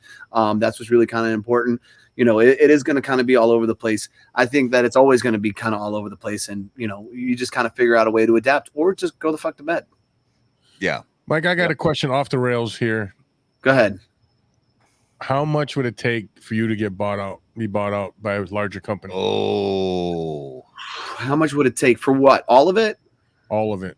I don't know. Probably like 16 million. Probably be the number. Wow, I love it. He's not holding back. He's honest. He's just. I think 16 I love that. That would that include the media empire? I mean, I wouldn't want it to, but okay. All 17. I don't just Poshik, like the brands.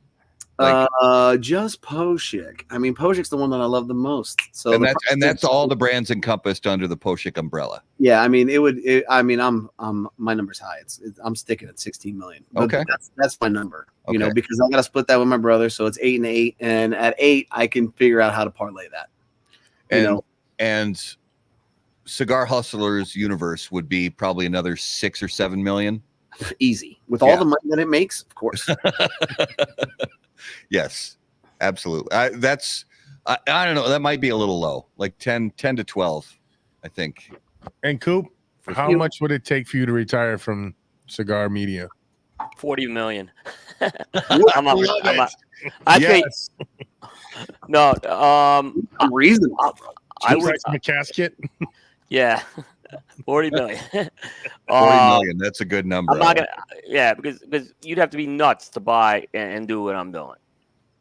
I think I'm at that time of the year where I'm certifiably, why am I doing this every year? You know, like I'm at that. We need to make changes next year because it's just today was insanity. It was insanity, and I just said, why am I doing this? It does seem to always be for media, for people that we know in cigar media. It does seem to be the weeks immediately leading up to the trade show that most cigar media people say to themselves, why are we doing this? I mean, you're telling me try having a cigar brand for 10 years and not getting acknowledged by all the fucking media. It's crazy. You got a number 4 cigar of the year on Coop, by the way. That's a high rating you got. What have you done for me lately, Coop? What have you done for me lately? What have you done for us lately? I mentioned Coop and how about that cigar every fucking almost every week. You do. And yeah. And now you're getting a phone call, goddammit. I want that phone call. I want that Monday phone call, damn it. I'm ready. I have notes. I have things ready to go on this. It's gonna be fantastic. I'm looking forward to it.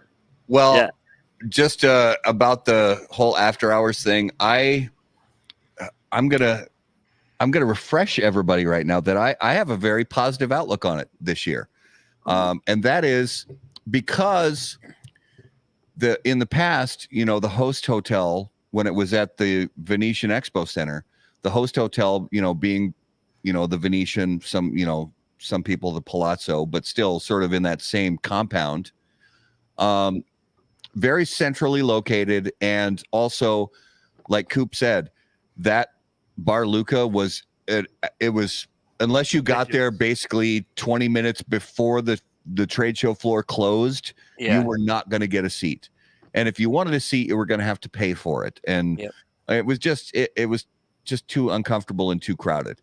But now it's actually spread out a little bit because the host hotel, there are multiple host hotels. So you've got Resorts World, you've got I believe the Radisson, you've got the Westgate, and you've got the Sahara, if I'm not mistaken. They have a good cigar smoking lounge there. Yeah, and the lobby bar at the Westgate is actually a really nice space, and they've redone it. Yeah, and the spaces, we already know about the spaces at Resorts World. They've got 8, which is going to be crowded, but and expensive. I think Tobacco is not a fan. No, they went from like 250 is what Matt Tobacco and them got reserved for, and then now they turned around and changed it to 750 for a table. So that's what they do when they have big events coming up, and they did the same thing. Yeah, they already reserved it, knowing the big event was coming up. Yeah, that's the problem is they didn't honor his reservation. They already reserved it. That's kind of messed up. And they did the same thing during the Super Bowl. So people had reservations for either hotel rooms or a table at the cigar lounge at Resorts World. And after their reservation was already confirmed and paid for, the place sent them a notice saying your price just went up double.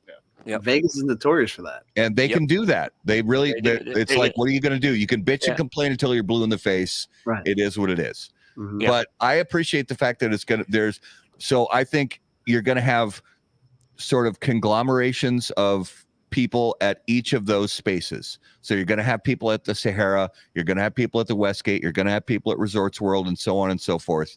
And they're all going to have spaces to smoke in after hours. And then if they want to get together and go have, you know, a dinner someplace and then have a cigar at Casa de Monte Cristo or Casa Fuente, or although Casa Fuente I think closes at like 7 p.m. or something.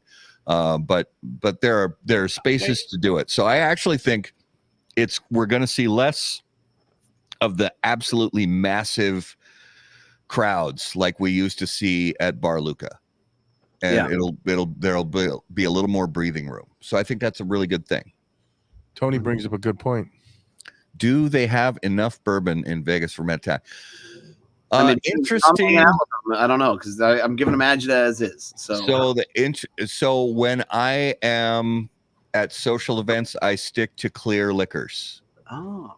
So gin and tonics. I could go through enough gin and tonics to like fill a swimming pool. Yet if after about 5 or 6 whiskeys, I'm way beyond done for.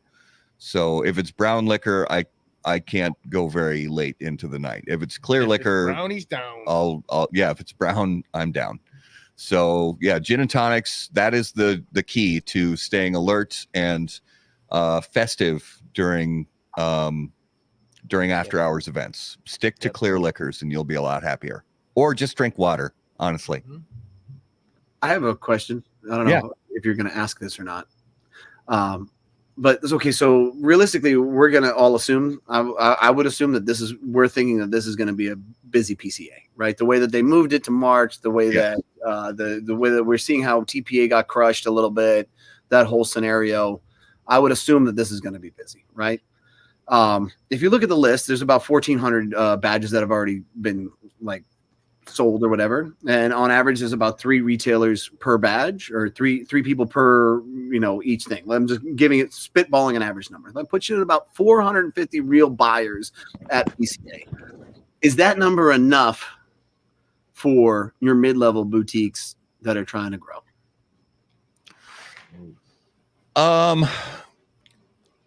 I'll say I don't think it matters personally.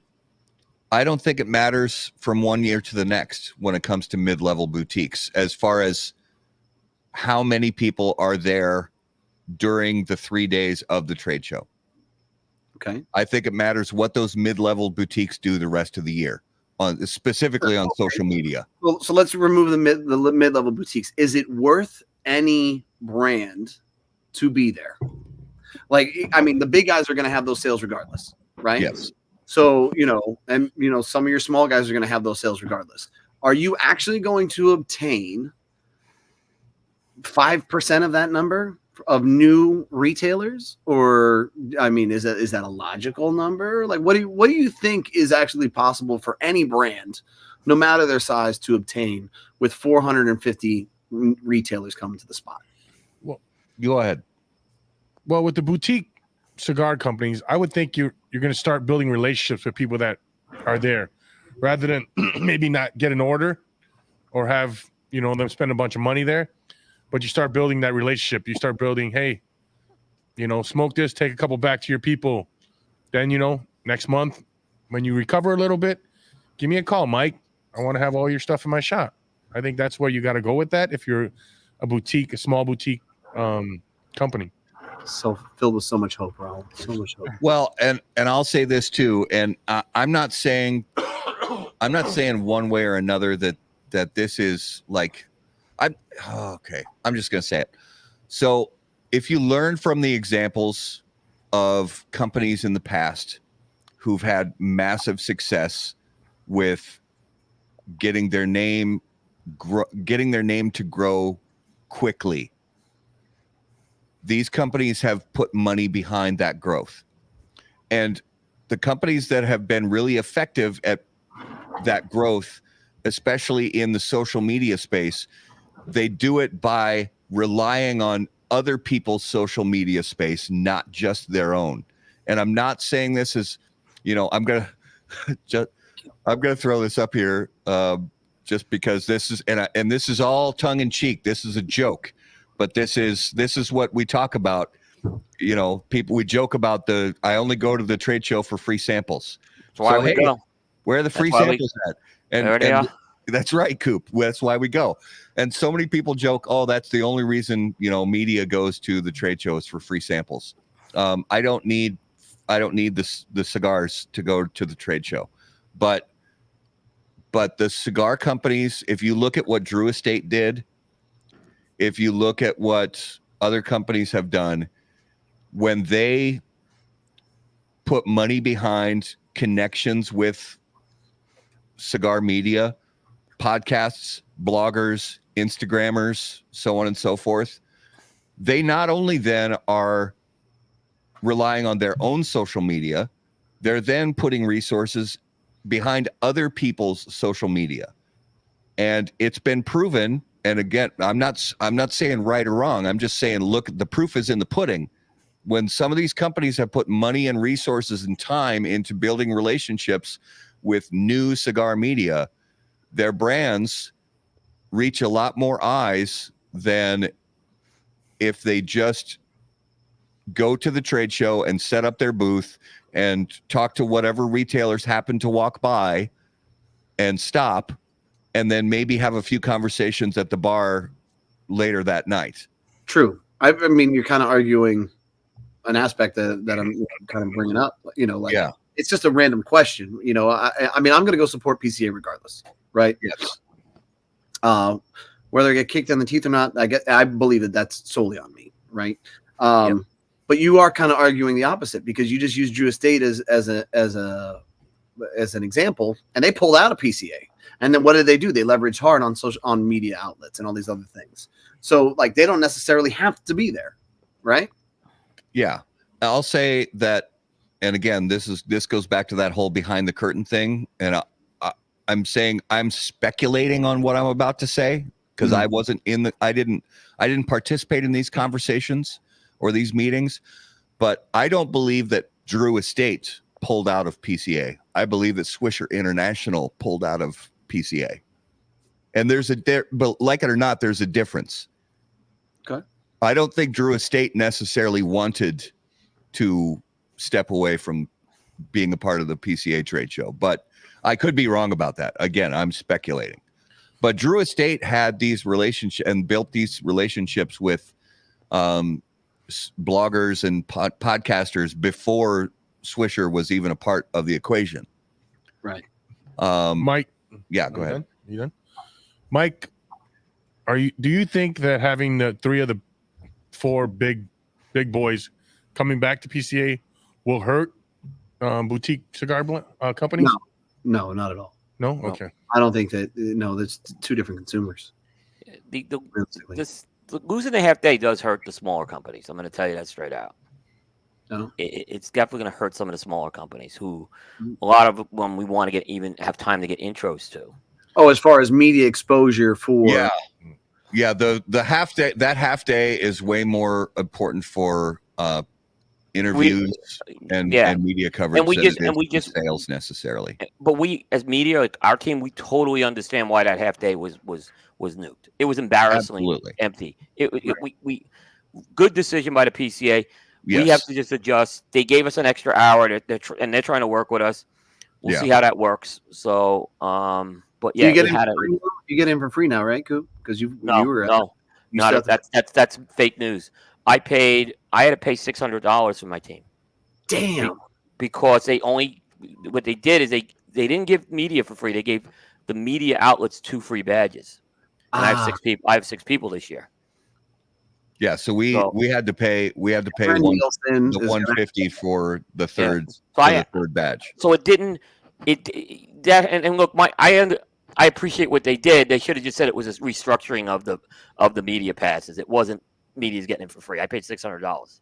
Well, I mean, to some degree, like how many media sources that are actually qualified, such as yourself, right? For you to bring in 6 people, I understand it. Like how many other people would bring in 6 people and 4 of them would be there to fuck around?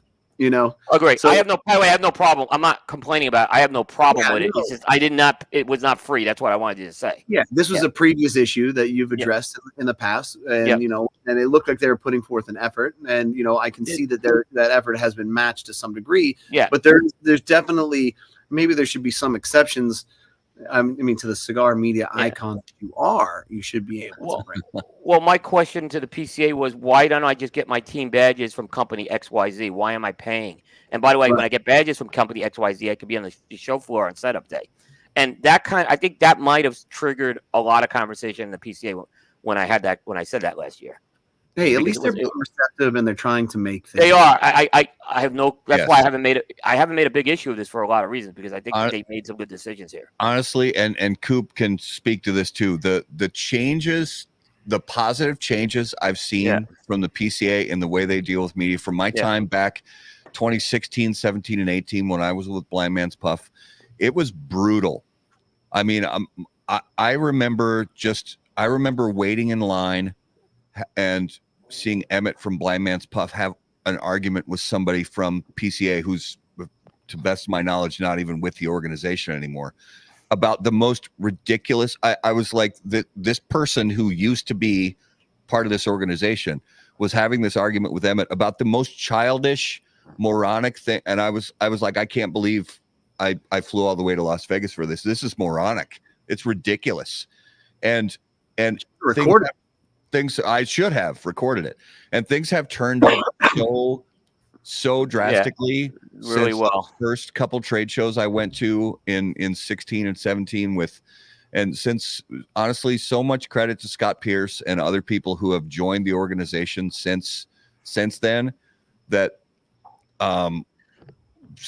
honestly, as cigar media, since starting How About That Cigar, we feel like we genuinely feel like a part of it. We feel welcomed. We feel appreciated and valued.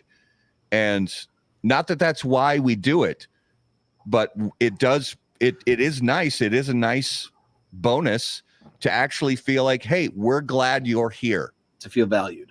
Instead of go away, kid, you bother me. I remember, I remember trying to get someone even to have a conversation with me. I couldn't even get to that point with Emmett. And Scott Pierce, whenever we've asked him to come on a show, and I'm sure you have the same experience, he comes on. And Scott's done, I know he's been at events and he's come to do that show with us after his event. He's made every effort to engage. The same goes for Josh and Glenn Loop as well. They've been very, very, very accessible. Do I agree with everything the PCA does? No. But let me tell you, Matt, I don't know if you remember 2013, 2014. It was bad. Well, I wasn't involved in cigar media at that time, but I was watching, I was one of those, and still am one of those cigar nerds. I was watching your coverage and I was reading your coverage and stuff that Cigar Federation and Cigar Dojo were doing back, in the early 2010s. And I've heard you guys talk about some of those days where you barely even were able to make it on the show floor, let alone be treated with some general level of respect. Yeah. So what Scott and I agree with Jay, what Scott and his team have done is as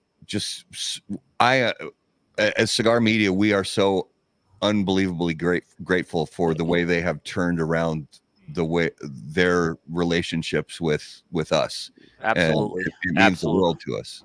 Absolutely. I will say this, I looked at the media list this year. This is probably the first time I've ever looked at that. And I didn't see a lot of influencers or bullshit. I saw a lot of people that had YouTube pages that were working on developing and trying to create education on brands and exposure and stuff. And, the levels of involvement, they obviously differ, but I would say 90% of them, if not more, seemed legit. So, I thought that was pretty fucking cool. Instead of just seeing, some bullshit fucking person with an Instagram page, hey, if that's your thing, it is, you do whatever you do. But you're not media, so however they vetted that, I'm like, okay, this is pretty cool. So we had to submit credentials this year, and I welcome that. I love every year I have no problem submitting the credentials. It works, man. It works. It worked. If I haven't seen a list, because that list was probably made available to the manufacturers, but all I'm saying is that's a positive change. And that, by the way, that list used to never be distributed, from what I understand. And now I have some companies who do reach out to me at least, and I know, and we could try to build a relationship even before the show. So those are positive changes all around. Yeah, absolutely. But the question is, are those influencers going to be allowed on retailers' passes like that's the big question is. Now, if they're betting that, that's the next step they need to get to with that. Look, there's always going to be some fuckery. It's going to be hard to contain everything. It's inevitable. Yeah. The only way that you could actually address that is if you went ahead and you addressed it directly to the brand owner or the manufacturer. Say, hey, listen, man, please don't do that. Please don't bring this person here. We don't need that here. We don't need that additional headache and bullshit. We don't need to hear it from, the other people in the other booths, the rudeness or whatever the case may be. And, they actually submitted rules as well to media, like, hey, don't interrupt somebody when they're doing an interview, when they're talking business. Or they kept the free sample. We still can't ask for those, but that's another story. That one I'll take offline on another story with them. Like, hey, don't conduct a sale for a sponsorship or some of those other things. And I can appreciate that. I understand why they wouldn't want those things. I mean, we made a joke about it on our podcast, but in all reality, those things make sense. So. Yeah, I totally agree. Like, I think we don't actually have time to do a lot of that stuff, but that's why they did the free badges. Is they said, okay, for these influencers, a lot of them are 1 or 2 man operations. You can get in for free. You don't have to go that route, and you'll get, you can get in for free. That's why they did it. And hopefully it works. Like I said, I still think there's gonna be people who get in with the manufacturer badges, and how they enforce that. That's not my problem. Yeah. I'll say this, that I think if this new system, of media gets in, quote unquote, for free for the first 2 badges, and if that brings in 20, 30, honestly, even 100 more influencers from Instagram or TikTok or whatever, and that's more. And if what they're doing is positive and informationally consumer kind of based, then and what they're putting out there into the world to get more people interested in the hobby and activity of premium cigar enjoyment, I'm all for it. And there are going to be some bad apples mixed in there, but I think the juice well outweighs the squeeze. Your media badges are slightly north of 100, just so you know. That's it. And that's and Coop's got 5 or 6 of that. You know what I mean? So yeah. Cigar Journal's got a bunch of them. Dojo's got 6. I think Blind Man's Puff has 6. Yeah, and we defined all our rules all of our roles when we went out there. So our roles are very clearly defined. What we have, Trip and Dennis are going to be doing the spirits piece, so they're going to also be helping us do double coverage, so we don't have to all be in one booth at the same time now. Right. So I mean, I think that this is great, because I don't want to deal with an influencer, man. I don't want to. I'm sorry. I want to deal with actual people that are investing their time and energy as far as media. Right. Now, let me ask you this, Mike. When it comes to, you said you don't want to deal with an influencer, but to you, what does that define? Because if it's just, if it's, let's say somebody who just comes up to you with their iPhone and, they're going to, do something on TikTok really fast and say, hey, Mike from, Postani Cigars, tell us about what you guys are featuring this year. And you give them 45 seconds. Versus where's the line for you as a manufacturer who people would want to get interviews with? Where's the line for you as media versus influencer? Well, I think for one, it'd be zero shtick. Like, as far as bullshit, I don't need some fucking person, some teeny bopper in a fucking midriff fucking shirt coming up to me that knows nothing about cigars just to come up and fucking try and talk to me. I don't want that. I don't need it, and I don't have the fucking time or energy for that. So that's number one. Number two is, hoping that if you're in media, that you have some, so you've invested some time and energy in brands, right? That you may have heard some things about me. I mean, I'm not hard to find. Some of these other guys definitely aren't hard to find. And having some information about their brands, their products, and some of that other stuff. So those are kind of the things that I would look to see. If you're just kind of winging it, Yeah. you know, like I'm like, dude, come on, man. Like that's not fair to everybody else that actually gives a shit.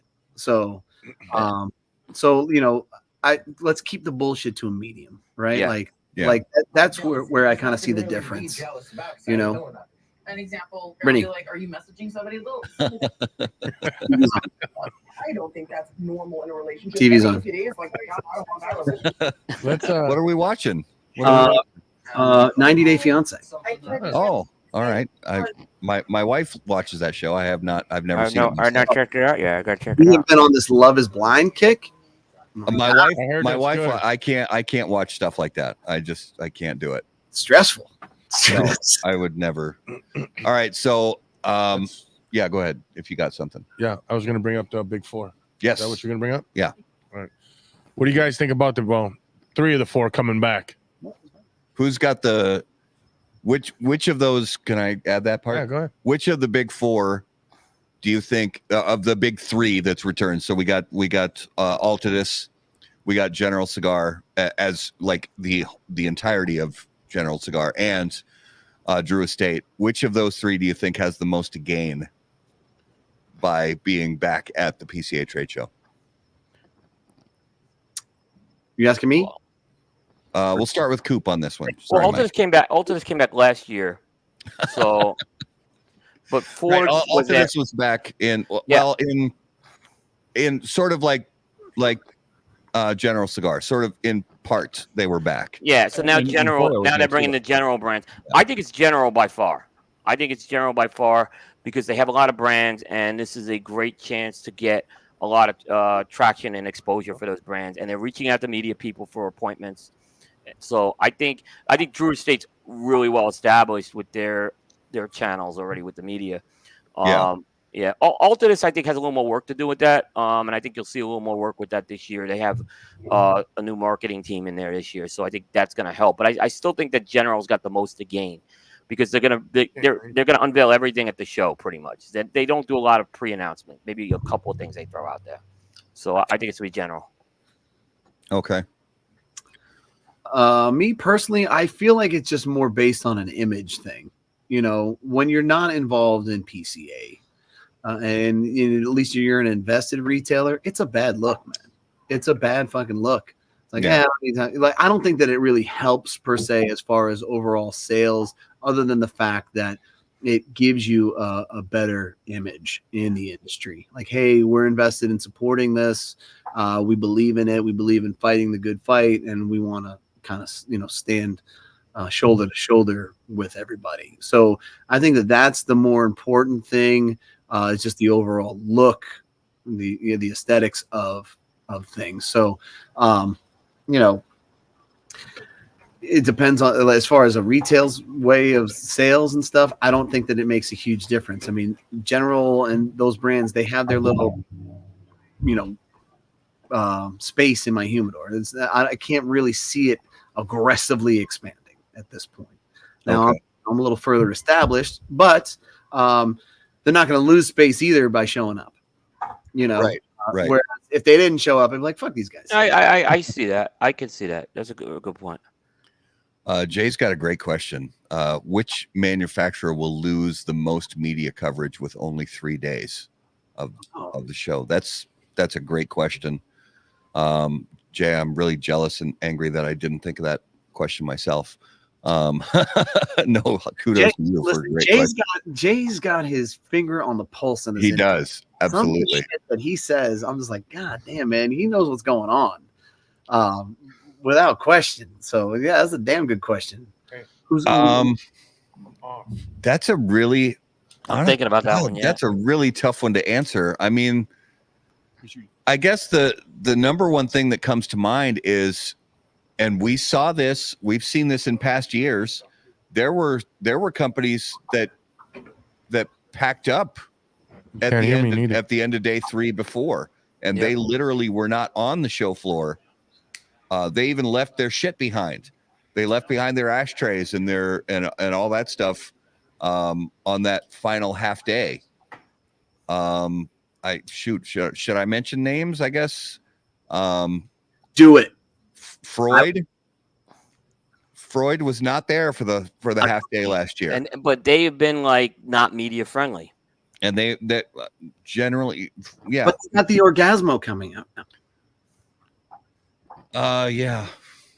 I actually like. I know there's been some changes in Freud because I actually got a new contact today from Freud because and I'm hoping that maybe that changes this year with them.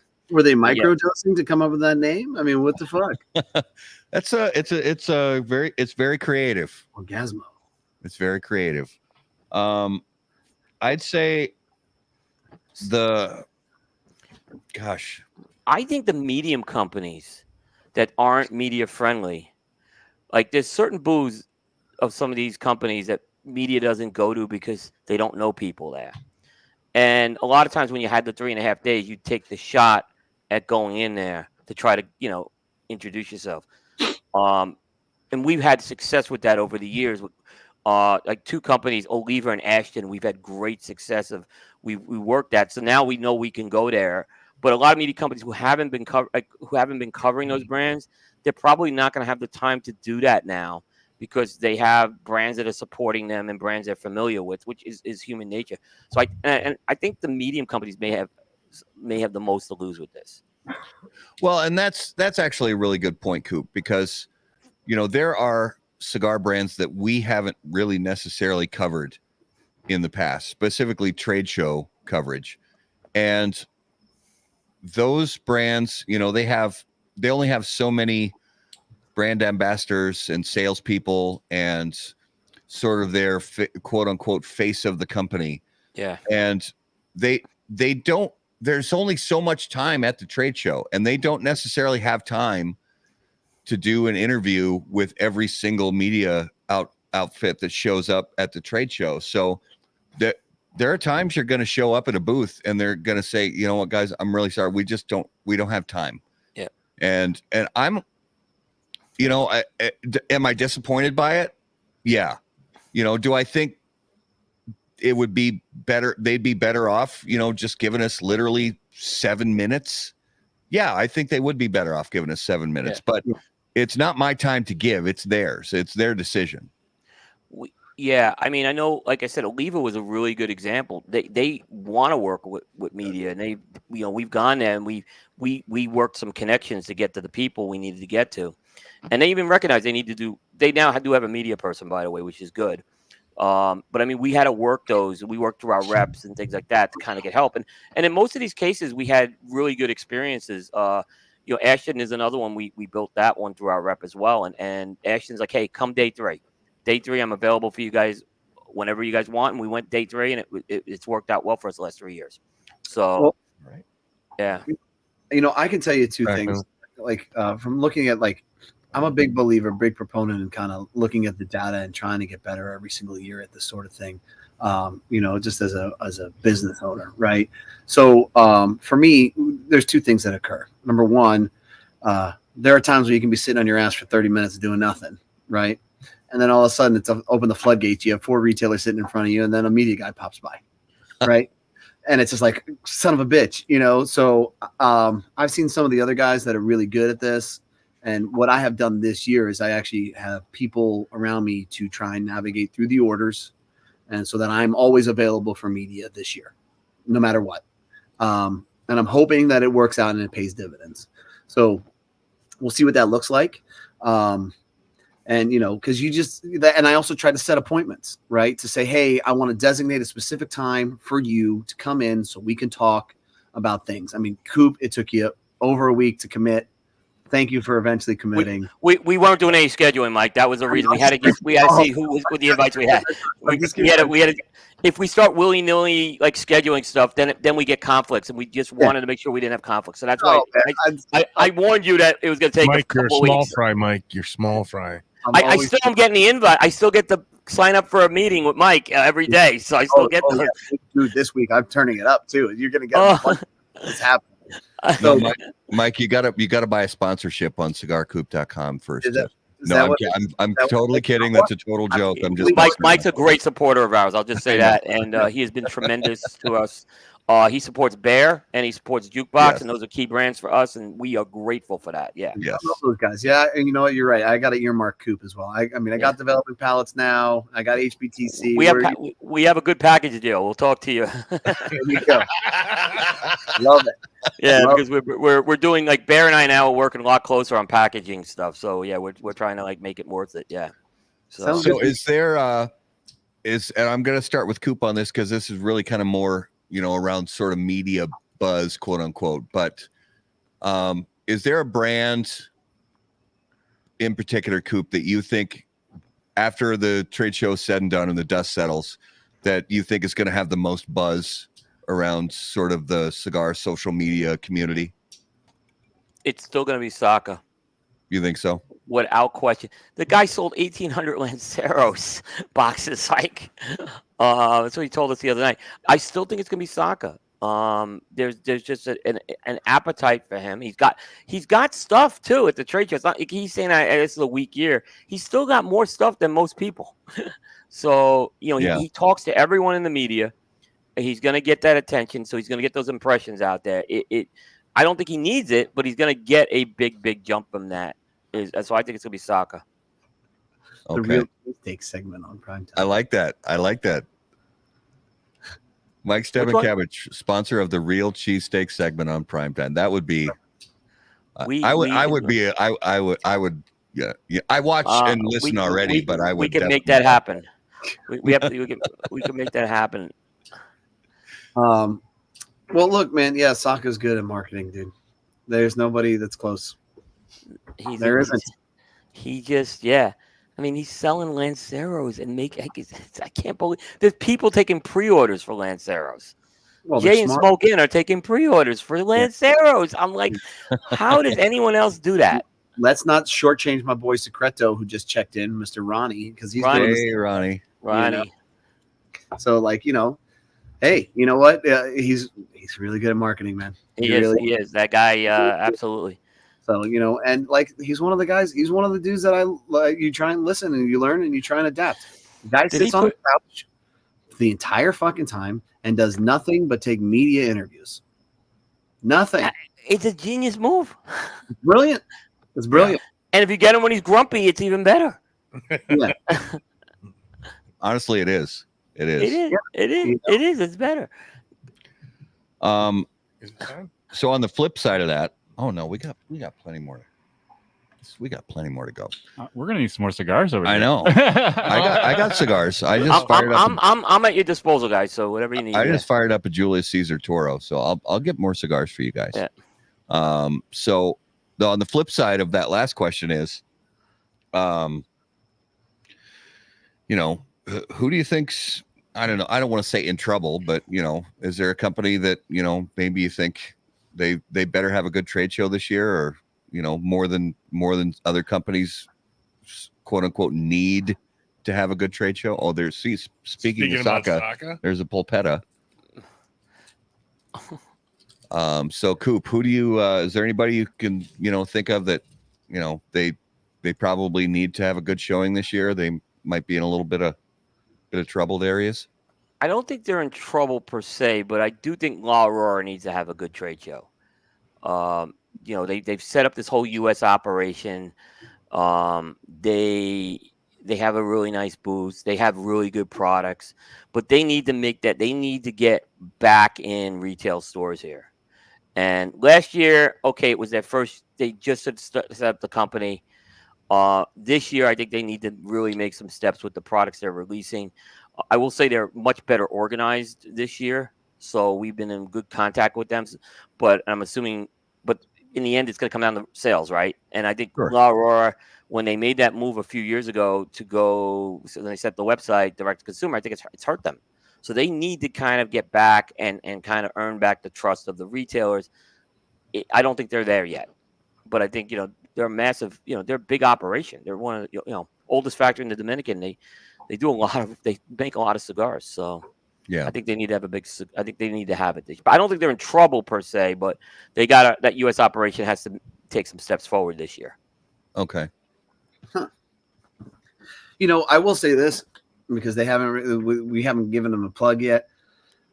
When you smoke that Cro-Mag Pennsylvania, holy shit, dude. This thing is unfucking believable. It's unbelievable. It is the next level for Roma. I'm super excited for them. Like the Volstead was good. I like the Volstead. It's a great value cigar, but still Sumatra. And it's the best Sumatra that I saw that came out of the show. The Cro-Mag Pennsylvania is unbelievable. It taps so many different consumers. It's not just bold. It has a sweetness to it. It has all those levels of complexity. You know, when it comes to market, and it's coming like within the next week or so, it's going to be a game changer, hands down. They released these timeline ones, these Billy Costos, and that one was good. I've smoked some of the other ones, and the other ones are even fucking better. So I can't wait to see the reaction from consumers about that particular cigar at PCA for sure, dude, for sure. I've heard a lot of good things, you know, preliminarily from people that I appreciate their palates, you know, on social media that have said that you know, and yours included, Mike, that it's a really very good cigar. Yeah. So definitely, I mean, and it's exciting because, you know, the Cro-Magnon being, you know, that sort of that OG, you know, of the Roma Craft family, you know, of cigars, you know, and having this new iteration, you know, with the Pennsylvania wrapper and truly being a reimagined cigar, not just the same blend with a new wrapper on it, but being a reimagined new cigar. Right. It's exciting, especially for Roma fans. And I count myself among the Roma fans that, you know, it's a cigar that you want to, first of all, you really want to try. And second of all, you really want to like. So, you know, we have high hopes for it. You know, here's why I love those guys so much, other than the fact that I just love them and they're great guys. They challenge things in the industry, man. You know, like when I said, hey, I want to make a Connecticut cigar, I wanted to make something different, you know, and Half Wheel got it right. They said, hey, this is a great cigar. How about the cigar? Not so much. But Half Wheel confirmed. Come on, it was badass, you know. And here we are again. Like the Volstead was a great entry to like, hey, this is a Sumatra wrapper. And whenever I think Sumatra, I'm like, fuck, this is gonna be terrible. They reinvented it, and it was remarkable. And now, like the same with Pennsylvania broadleaf. I'm not normally a huge fan of Pennsylvania. And when I'm like, okay, here we go, sure, whatever. And I lit it up and I smoked it. I'm like, son of a bitch, man, this is absolutely amazing. You know, so, you know, are they the best at marketing when it comes to, you know, some of the other brands and you see what, you know, like what some of these guys do? No. Are they unrivaled with making cigars? Yeah, 100%. You guys, no one else is close to them, in my opinion. Sorry. You know, it's just, they're just not. It's just, it is what it is. Go ahead. That Volstead was, you know, number 3 on the how about that cigar list. At least you know, you got one right. Our buddy Brett J, he called me while he was smoking one to make sure I got some. He said it's phenomenal, and he doesn't get worked up about too many cigars. But well, and Brett is one of those guys that I really appreciate his opinion because he has an unvarnished opinion. Even brands that he's like a fanboy of, he will give you a no bullshit assessment. 100%. If it's not a good cigar, Brett will say, "Yep, that's not good." Yeah. And Ronnie's the same way. And Mike, you're the same way. And Coop, you're the same way. I mean, we have learned over the years, you just got to be, you know, you can love somebody as a person and love them as a company and the way they do business. But if they put out a bad cigar, they would actually, especially if they're a legit person, they're going to say, please just tell me the truth. Right. Put the review out there. And if it's not, just please tell me the truth and tell the consumers the truth of whatever your opinion might be. Yeah. You know, instead of after, if you give somebody an 89, which by the way is a really good fucking score, but if you give somebody an 89 and they call you the next week and they're like, why didn't you give me a 94? It's like, because it didn't score that. I haven't given a 94 in 5 years. It's like it just didn't score that high. I'm sorry. I guess. Here's what I'm gonna tell you, man. And, you know, I'm gonna briefly give you my Saka soliloquy. You know, about cigar. You know. I struggled with a lot of the positivity, to be totally honest, man. I'm so comfortable with everybody always telling me that I'm not going to be able to do something. When I started my store, We opened up from a place that was vacant and went under. And so, people were like, oh, well, you're not going to make it. So, I take that and I use that as fuel, and then I said, hey, I'm going to build a website. This is 15 years ago when it wasn't common for smaller retailers to have a website. I'm like, well, you're not going to be able to compete with the big dogs. You're going to fail at that too. I'm like, okay, cool. Well, here we are. It's still working, right? When I approached guys to make a store exclusive at the time, and that wasn't really that common, Jonathan Drew laughed at me. He said, ha, ha, ha, ha, when I wanted to make a specific undercurrent. I wish I had the text, dude. I was looking for it, but it was so long ago that I can't find it, right? But, then I made my own cigar with a better factory, right? And then I was told that wouldn't work either because I'm a retailer selling to other retailers. And here I am in my 10th year, and we continue to grow every single year. So, I've always taken that negativity, and when people have told me, hey, fuck you, you're not gonna be able to do it, and I'm like, bet, no problem. I'm gonna press forward, and I'm gonna prove you wrong. So this last year for me, when the Connecticut came out, it was great, extremely overwhelming. I never received so much reposts and positive, and people reaching out saying, hey man, this is amazing, and I can't believe it and stuff like that, and thank honest, it became too much. I didn't know how to process it, right? So and then it hit on half wheel. I'm like, this is awesome, man. This is fantastic, and I'm still struggling with it. And then when you snubbed it, you kind of brought me back to earth, right? And I'm not shitting on you. I know I break your balls a lot. When I snubbed it? Well, how about the cigar passed on it?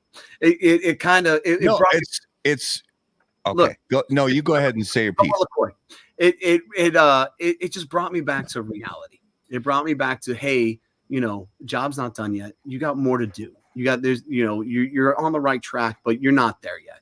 And and I appreciate that, honestly, coming from you guys. So I'm going to continue to work my ass off, and I'm going to continue to do things that I think that aren't rivaled in the industry because I want to do those things.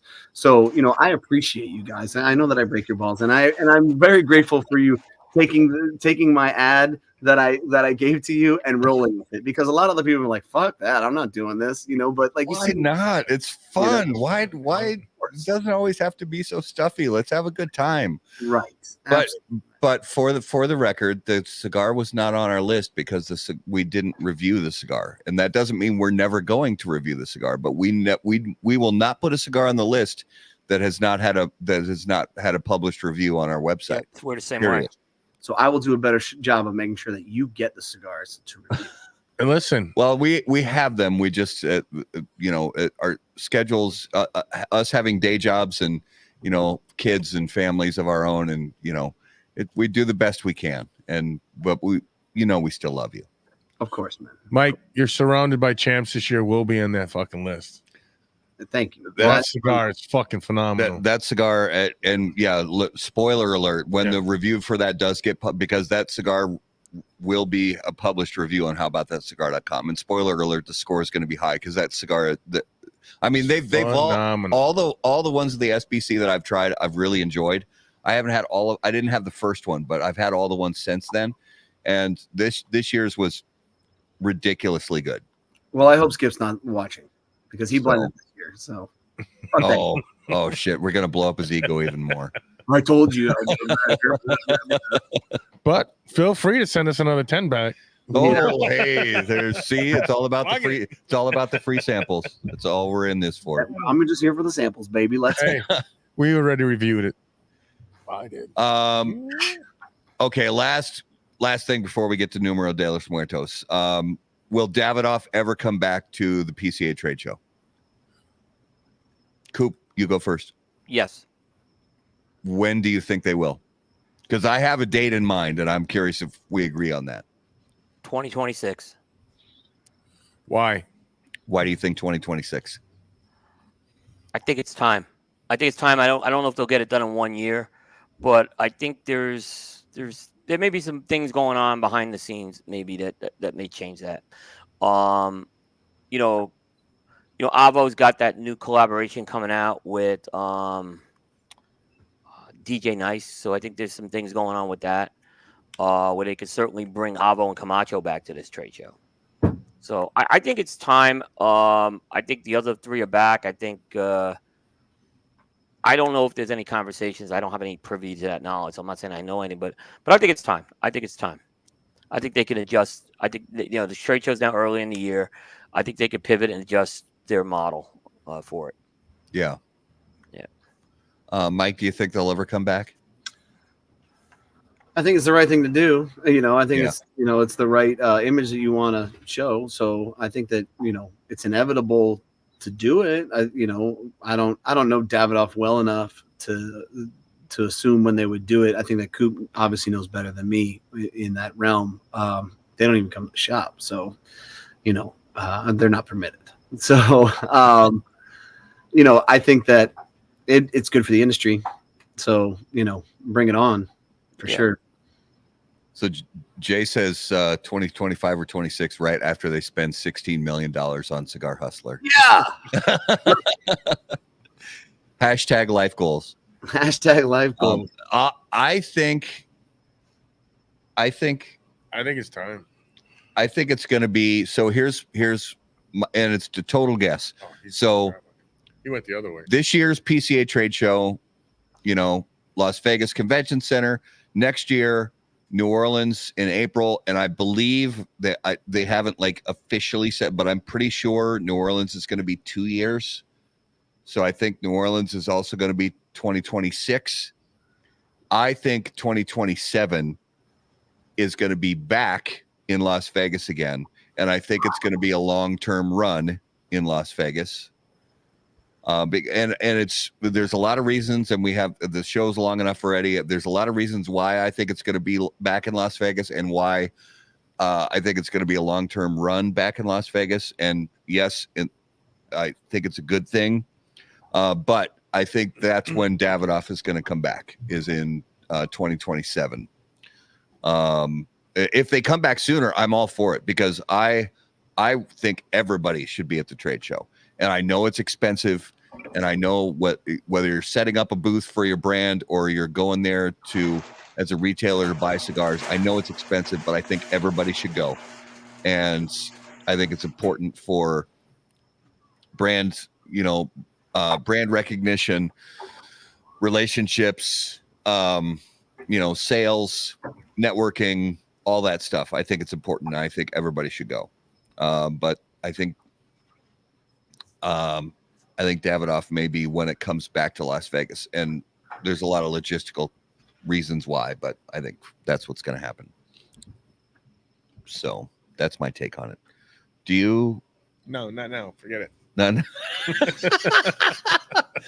Are you mad now because I snubbed you earlier? No, it just threw me off. I'm not mad. Don't be mad. Don't pelo pot. Pay him to kettle. Yeah, it's time. Is it time? It's time. All right, guys, it is now time for this week's Numero de los Muertos. And as always, Numero de los Muertos is brought to us by our friends at Smoke Inn. Honestly, agree with the goat to tell you about Smoke Inn's Cigar of the Month Club. Every month, I personally handpick 5 premium cigars.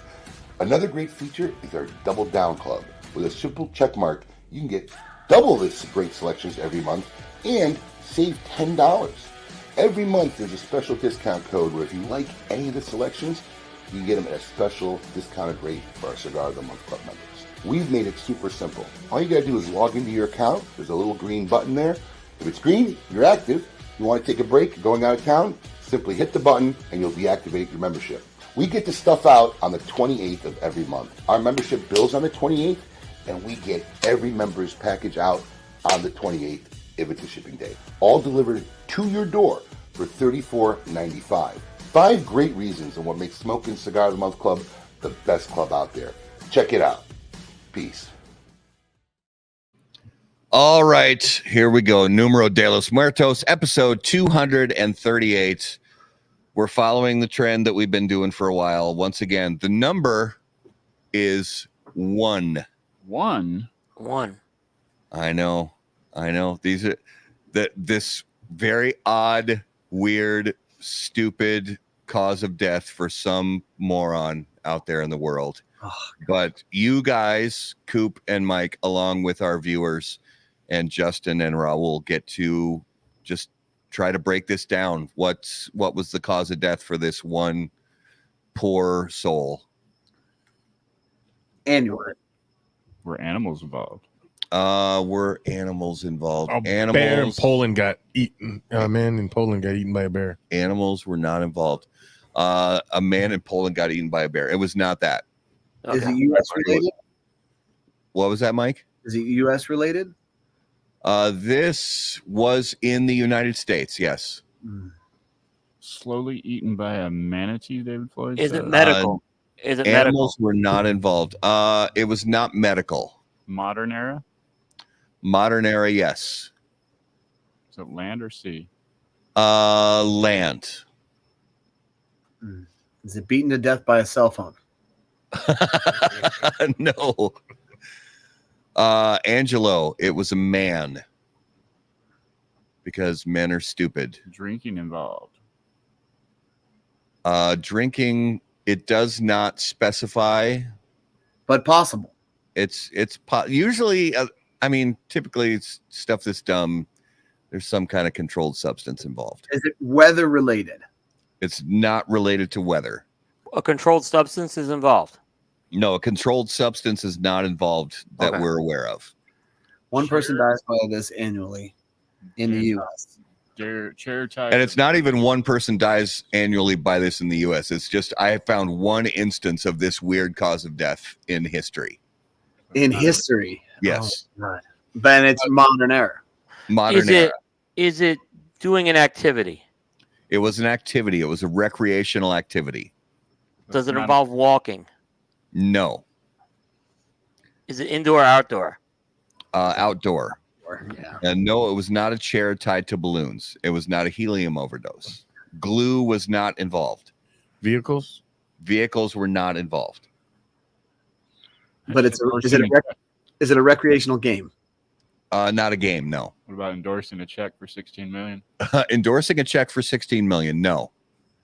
No, that does not. That's not dangerous. That's not dangerous. Yeah, it's not dangerous. Slips in the shower and had a plunger go down his throat. Oh, Lord.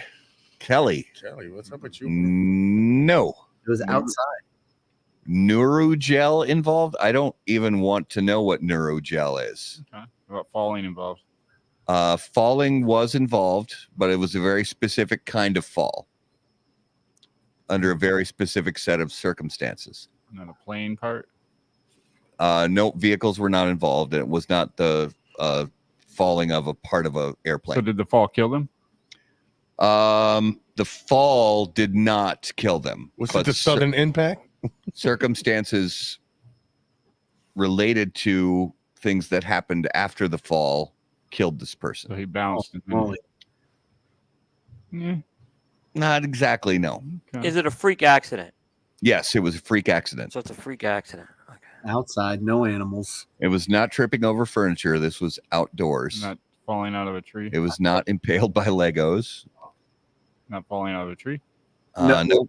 No ATV involved or anything like that. No, they were not impaled. No. Modern era, was it before 1997? Okay. So that's pre Y2K. I mean, holy. And was it an accident? It was an accident, a freak accident. While engaging in a very commonly participated in recreational activity in many areas of the United States. Was it bungee jumping? It was not bungee jumping. It wasn't falling out of a seat at a stadium or something like that. Nope. It was not. It was not in a building. It was outdoors. Okay. This is a tough one. Slips on a rock in the river and drowned? No, but it was near water. I'll give you, there's a hint. It was near water. Near the ocean. It was near the ocean.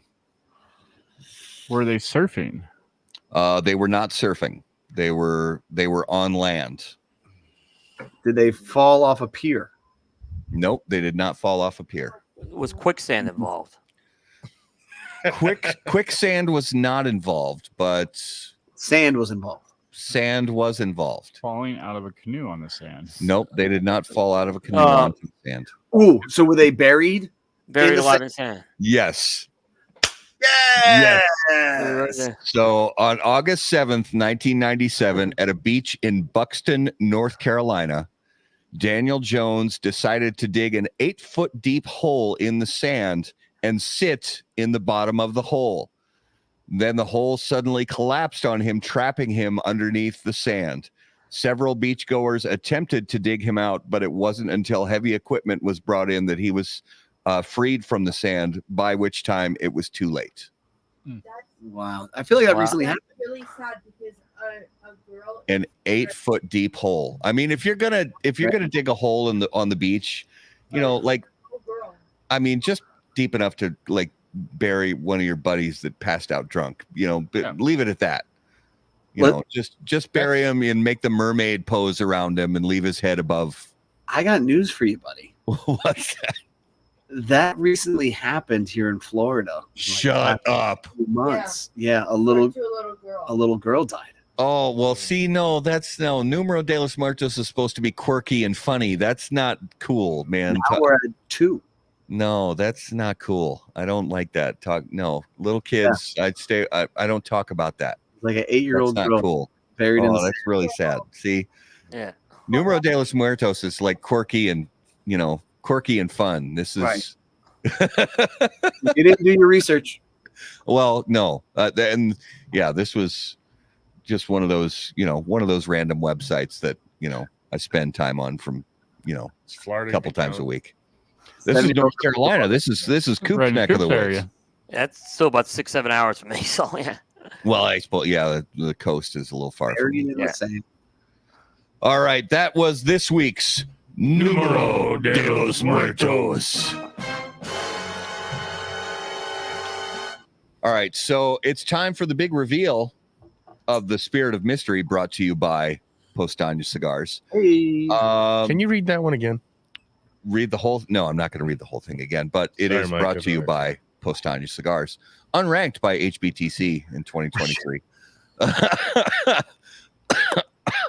All right, so I finished. This is a long show, so I already finished the glass of whiskey, and I'm now drinking some Tattersall Rye. But I will say this: when I was drinking that Japanese whiskey that was the Spirit of Mystery tonight, it really does have those classic Japanese whiskey elements to it. It's super bright and citrusy, a little bit of vanilla, barely any oak at all to it, and just this one had just a little bit of kind of a funkiness, almost a peatiness, but not really. It was more just kind of a general earthy grassiness.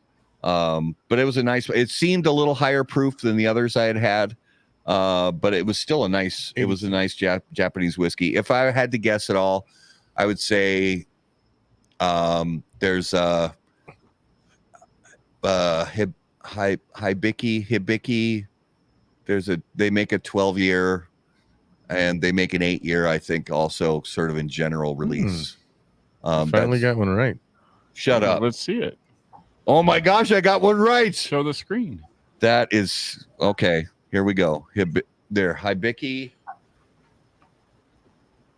There it is. Hibiki Suntory whiskey, Japanese Harmony. There's only 86 proof. 86 proof, so a little bit higher than 80. Finally. Is this just a way for you to build your bourbon collection and use it as a tax write-off? It's actually my bourbon collection. I have no comment on it. It's his, and he doesn't even drink. It's his whiskey collection. So yeah, he's sober and he has a bigger whiskey collection than most people you know. Right. It's pretty crazy. It's pretty awesome actually, because he brings me samples of whiskey every week and I get to, try them on the show. It's pretty sweet. Nice. So that was the Spirit of Mystery for this week, brought to you by Postania Cigars. Now let's jump into the lightning round, brought to you by J.C. Newman Cigar Company, America's oldest family-owned premium cigar maker, creators of the popular Brick House, Perla Del Mar, Diamond Crown, and The American. J.C. Newman Cigar Company operates out of their 113-year-old El Reloj Cigar Factory in historic Cigar City, Tampa, Florida. For more information on their cigars or visitor experience, please visit jcnewman.com. We have, I got too many phones on my desk. Seriously. There's 1, 2, 3, 4, 5 phones on my desk. I have a problem. And I almost grabbed the wrong phone. But we have some fresh, because you guys have been on the show before. You've done the lightning round questions, so we need some new stuff here. So Coop, I'm going to start with you on this one. What is the most outdated piece of technology that you actually use still on a regular basis? Technology, it's got to be, right? Yeah, or I'd say technology or something that's sort of phased out of most people's general usage. I still use some old iPods for music. Really? Yeah. I still use them. They're great on the go to take. Okay. Yeah, they're great on the go. What is it about those that just you get better experiences out of than just using your iPhone? I don't have to worry about bandwidth. I could put my phone aside and just kind of focus on the music. And I don't take space up on it either. So I don't have to stream it. I don't take space up on it. And it just works. I have collections built on and playlists that are built over the years that, they're fine on there. So I like why that. throw it out? I mean, until they stop charging, then that will be the point where they go. But I still use iPods. Yeah. There is a theory that Bluetooth headphones are actually really bad for you, and the wired headphones are better. Oh, really? I hate AirPods. I absolutely hate them. Yeah. I'm not an AirPods fan myself. I'm not a fan of them. But I know a lot of people like them. Yeah. I like David's comment. They have a headphone jack. The iPods actually have a headphone jack. I have plenty of headphones. Exactly. Yeah. I have. I could still actually get it to work in the car too. I have to use a little adapter, but yeah. Okay. That really makes a lot of sense because if the cellular network goes down or whatever, you still got your music. You don't have to worry about somebody else's network. Yep. I like now that. You know why I don't answer text messages. It's because you are the most sought after man in the cigar industry, Coop. That is why. Mike, what about you? What's an outdated piece or what some people would consider to be an outdated piece of technology that you still use a lot? Man, I don't know. I think that the thing that's utilized the most in this house is the microwave. And that thing is that technology is so old. Yeah. I thought for sure we'd be dealing with Back to the Future, hydrate level 1, please, and I'd have your pizza by now, but I would say that, I guess. Sorry, that was a bummer. No, that microwave is not a bad answer. And it's honestly, I mean, my kids are older, but when you have little kids, the microwave is like constantly. That is totally true. It is constantly running. Yeah. Chicken nuggets, baby, all day. All right, so Coop, going back to you for the second question. If you were going to be interviewed on one of the big time celebrity talk shows, which celebrity talk show would you most want to be? Like, which celebrity talk show host would you most like to have a conversation with? I'm going to go right for the top. I'm going Howard. I'm going Howard Stern. Oh yeah. I'm going with Howard. I'm bringing on Howard. Yeah. Yeah. And honestly, I love that answer. And he's because he's in his, as he's kind of getting older and he's really a conversationalist now where he's gotten away from all the shock jock stuff of the 80s and 90s. He'll still pull things out of interviews with people that I don't see anyone else pull out of it. Yeah. So he will. Don't get me wrong. He still will go a little bit in that direction. But yeah, I mean, think about it now. When the Howard Stern interview, these Howard Stern interviews are becoming really the ultimate interview for a lot of these people now. Yeah. They interviewed Howard. So I'm going to go Howard. Absolutely. Yeah, Howard Stern. I love that. The best Howard Stern skit was when he called the airlines to say how much did it take to just get to the Hudson. I mean, that was fantastic. No, I just want to go to the Hudson River because that was when the plane landed there. The best by far was the Richard Simmons stuff. I mean, what he would do to Richard Simmons was never duplicated. Yeah. There's YouTube stuff, all the archives over 30 years of him torturing Richard Simmons. Yeah. And all these things that you literally can't, nobody could ever do on the radio again. Yeah. Yep. All right. So Mike, if you were going to be interviewed on by one of the big celebrity show hosts, who would you want to be interviewed by? I'd go Jimmy Fallon, man. Oh yeah. How's it going? Short interview. We'd play games. It'd be fun. Yes, he is good with the games. You know, they've done a good job at kind of sort of. It's almost like family game night in the studio there. Entertaining. So yeah, Fallon. I like it. All right, Raul, this one I'm especially excited to hear answers from these guys. Mike, this is for you. We'll start out with you. The most overrated and underrated fast food place out there. I know you work out 20 hours a day, but give me your answer here, bud. Most overrated. You know, as far as underrated, there's a place called Backyard Burger. Oh, that place is awesome. We used to have them in Charlotte. Yeah, there's one right up the street. It's the only one in Florida. It's the only one in Florida, and it's amazing. So they must just be like in the southeast? Yeah, and it's killer. It's killer. Backyard Burger. Okay, that's got to be on they the were. list, We used to have. I miss those. We had them in Charlotte when I first moved here. There's one here. They're in Tennessee. That's where they are. You can find them in Tennessee still. As far as overrated is concerned, you know, like I fucking can't stand the argument of Whataburger and the other places. In-N-Out. Yeah, In-N-Out between the Battle of all. Those both suck. They're terrible. I'm like, give me a break, dude. You know, they're not even contestants in the burger world as far as I'm concerned. I remember Skip, we went to one in Texas and I'm like, this is it? This is what the hype is about? So much disappointment. So those are definitely overrated. The burgers are terrible. The fries suck. I said what I said.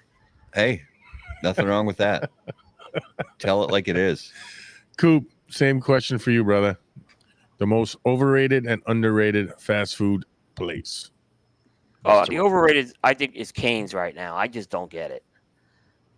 I don't get the whole Cane's thing. That's like blasphemy. It's just chicken strips. I mean, it's good. Chicken strips. I mean, what is so great about what is so great about these chicken strips? I've never had it. My kids. Yeah. I know when they first came to Minnesota, my kids were excited to try it. Yeah. And there was I think I was at a cigar event one night, so my wife and kids went there and they didn't like it. Yeah.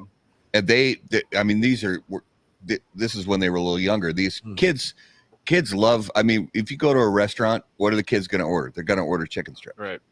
And they just didn't like it. They're good. I don't think it's worth the value though that they, you know, I mean, it's chicken strips and fries and Texas style. So I mean, it's not bad, but I just rather, I mean, again, I can't speak to it because I haven't had it, but I mean, give me Popeyes or the Lord's Chicken, Chick-fil-A. Oh, there you go. Chick-fil-A is good. Yeah. Chick-fil-A is good. Not on Sundays. Not on Sundays. Not on Sundays. I think Popeyes is really good, but yeah. And what about underrated? Underrated it's a little more regional here, but it is a fast food place. Because it's in the vibe you guys are just talking about. It's Bojangles by far. Oh, we have those here. Bojangles. Yeah, I mean the fried chicken, the biscuits are. Yeah, we haven't had it. The chicken sandwiches are great. Yeah, I honestly, and those biscuits are. They have the chicken fried steak biscuits. They have the pork chop biscuits. Sometimes, really, the biscuits are just great on their own. I'm going Bojangles with that. I agree. That's a good one, Coop. I don't agree with you on the other one, but I can't wait. Cane's is just chicken strips. It's just wonderful chicken strips. I mean, I almost, the other underrated one maybe is Wiener Schnitzel. I went there in Vegas last year. So many jokes right now. the jokes write themselves. Yeah. Oh boy. But I don't go to Winchester all the time because it's a West Coast thing. So Bojangles is something I go to. Yeah. Well, I think They've had the zombies. you guys have both had the zombie apocalypse questions. So let me, because I got this long list. All right, so Wiener Schnitz. See, that's gonna keep Raul happy. Like, just that's gonna keep him going the rest of the night. All right, Mike, start with you on this one. If you had the power of teleportation, where would you go right now? You can say your bed if you want. That's a perfectly acceptable answer. No. Where would I go right now? And you could let's say teleportation, like you hold hands with your family and you can all go right now. Or just you. It's up to you. I would want to bring my family. My wife would say the beach. She's chiming in that. You know what? Where I would want to go, honestly, would be Japan. I would love to. Oh, nice. You know, this is just like it's always kind of been a thing for me, but it's always been like it's popped up at small periods in my life, and now Shogun just started again. I don't know if anybody watches that. Yes, but I read the book when I was a kid. I watched the show when I was a kid. So you know, like all that shit fascinates me, and like the culture and everything about that, I'm totally down. So I would say, hey, let's just go and let's go learn about that whole society. You know, God, I love when I was a kid, and honestly, looking back on it, my parents probably should not have let me watch it because I was so little. But that miniseries with Richard Chamberlain in like the 70s, my parents should not have let me watch that. But God, fuck, that was a good show.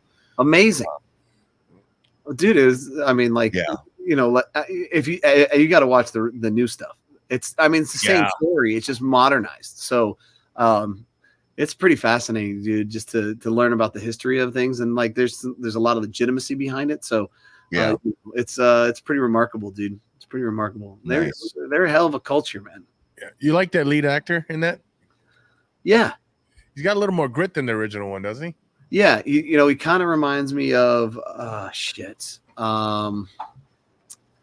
love this guy. Tom Hardy. Oh. Yeah.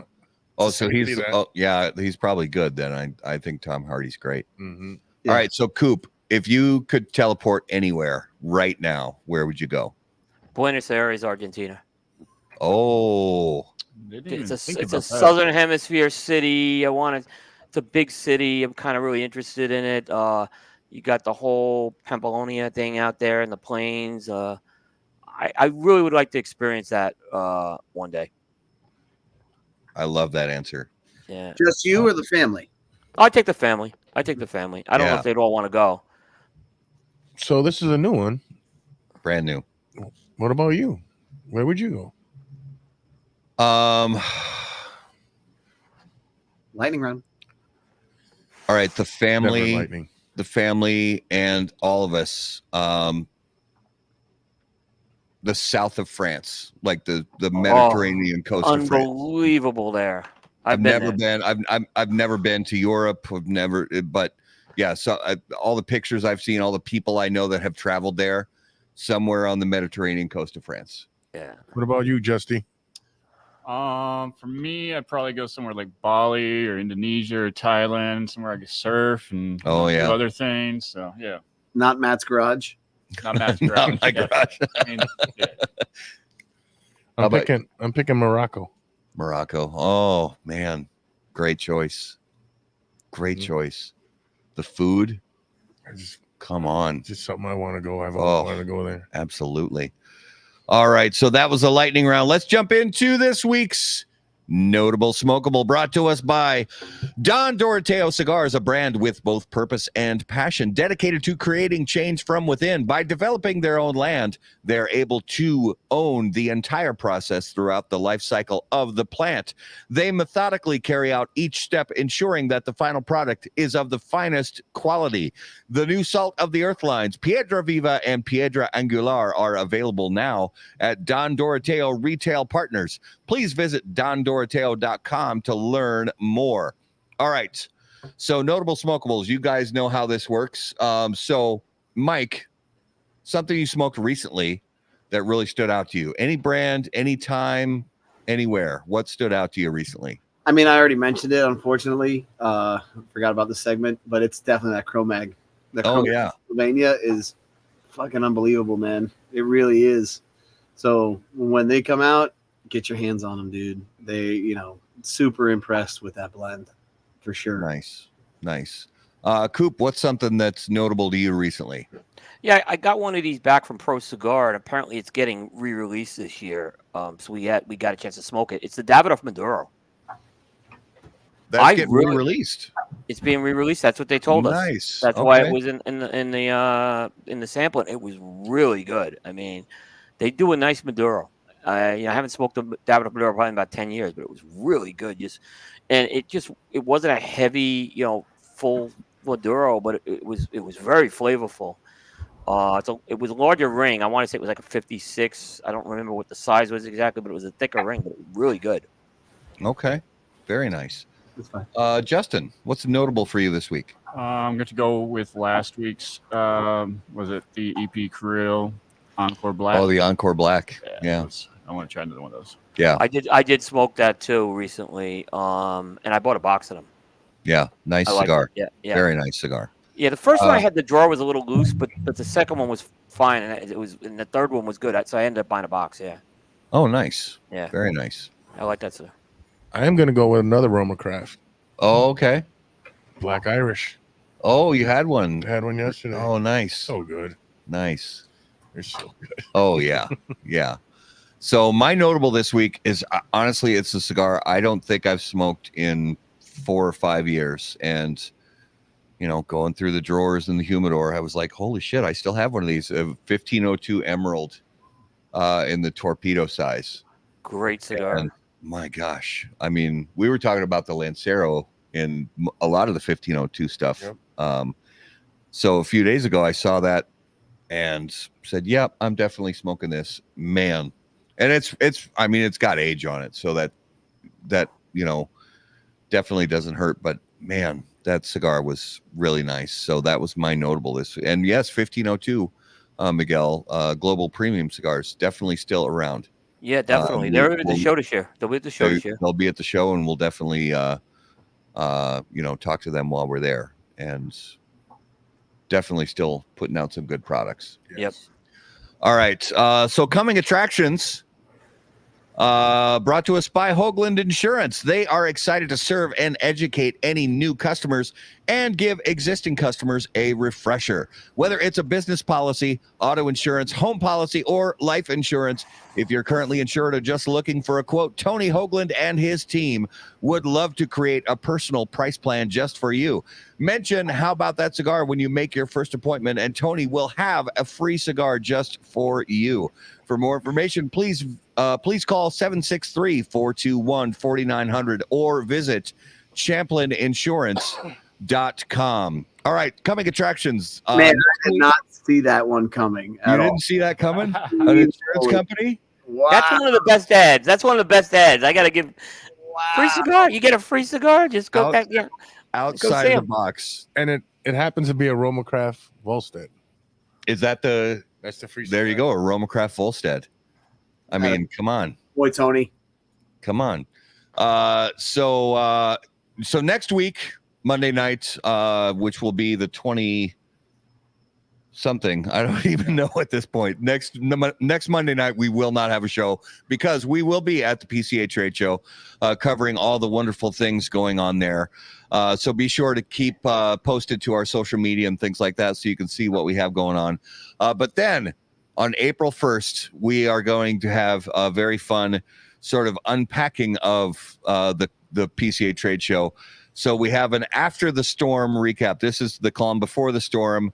On April 1st, we have the after the storm recap, and that show is going to be with Matt Tobacco from SmokingTobacco.com and Randy Griggs from Cigar Dojo and the Flavor Odyssey show on CigarDojo.com and the Dojo verse. So you got your hands full. Yeah, it's gonna be a fun show for sure. Coop and Mike, let's start with you. If you would please give our viewers and listeners an idea where's the best place for them to keep up with everything you have going on. Oh, well, as far as podcasts, it's a Cigar Hustlers podcast at Cigar Hustlers Instagram, cigarhustler.com's a retail store, and then Postani Cigars, the big one online, Postani Cigars. So Facebook, all of it.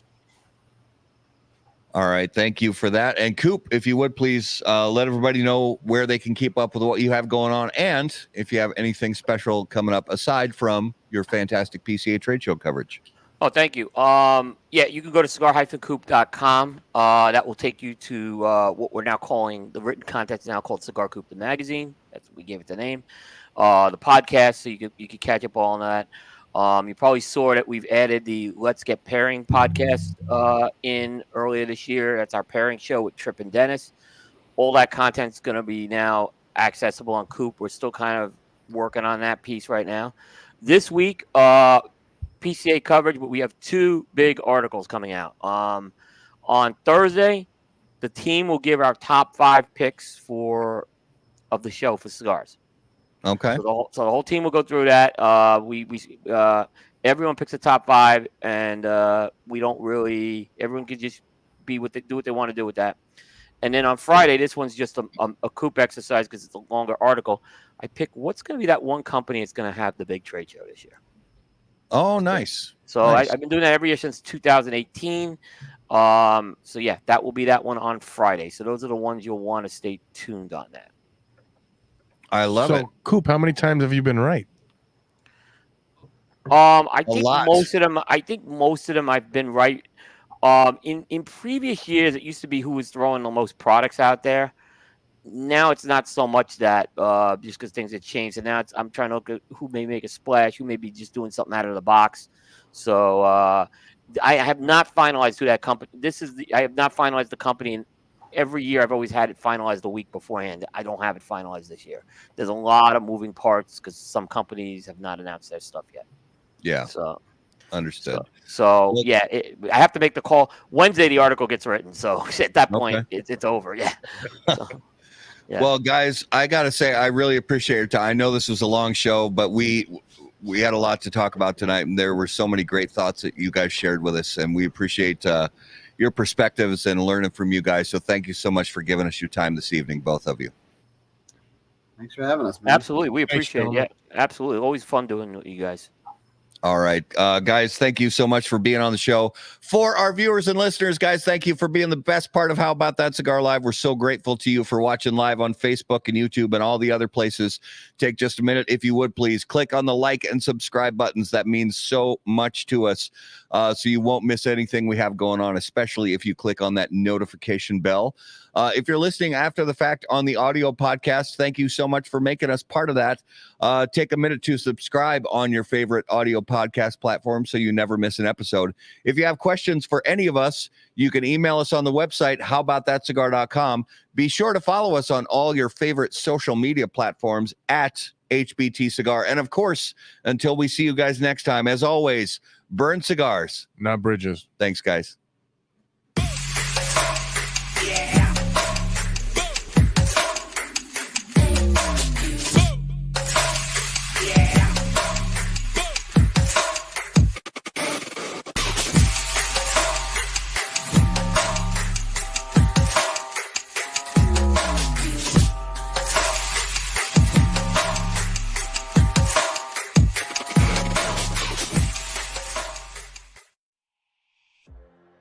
Any comments, opinions, viewpoints, or statements presented or uttered by guests on the HBTC podcast, HBTC live video streams, and all other media from HBT Media LLC are solely those of the individual and do not necessarily represent the opinions or viewpoints of How About That Cigar or its parent company, HBT Media LLC, any of our advertising partners, or the premium cigar industry. The primary purpose of How About That Cigar is to entertain and to encourage activity and growth within the community of people who enjoy or want to learn about the enjoyment of premium cigars.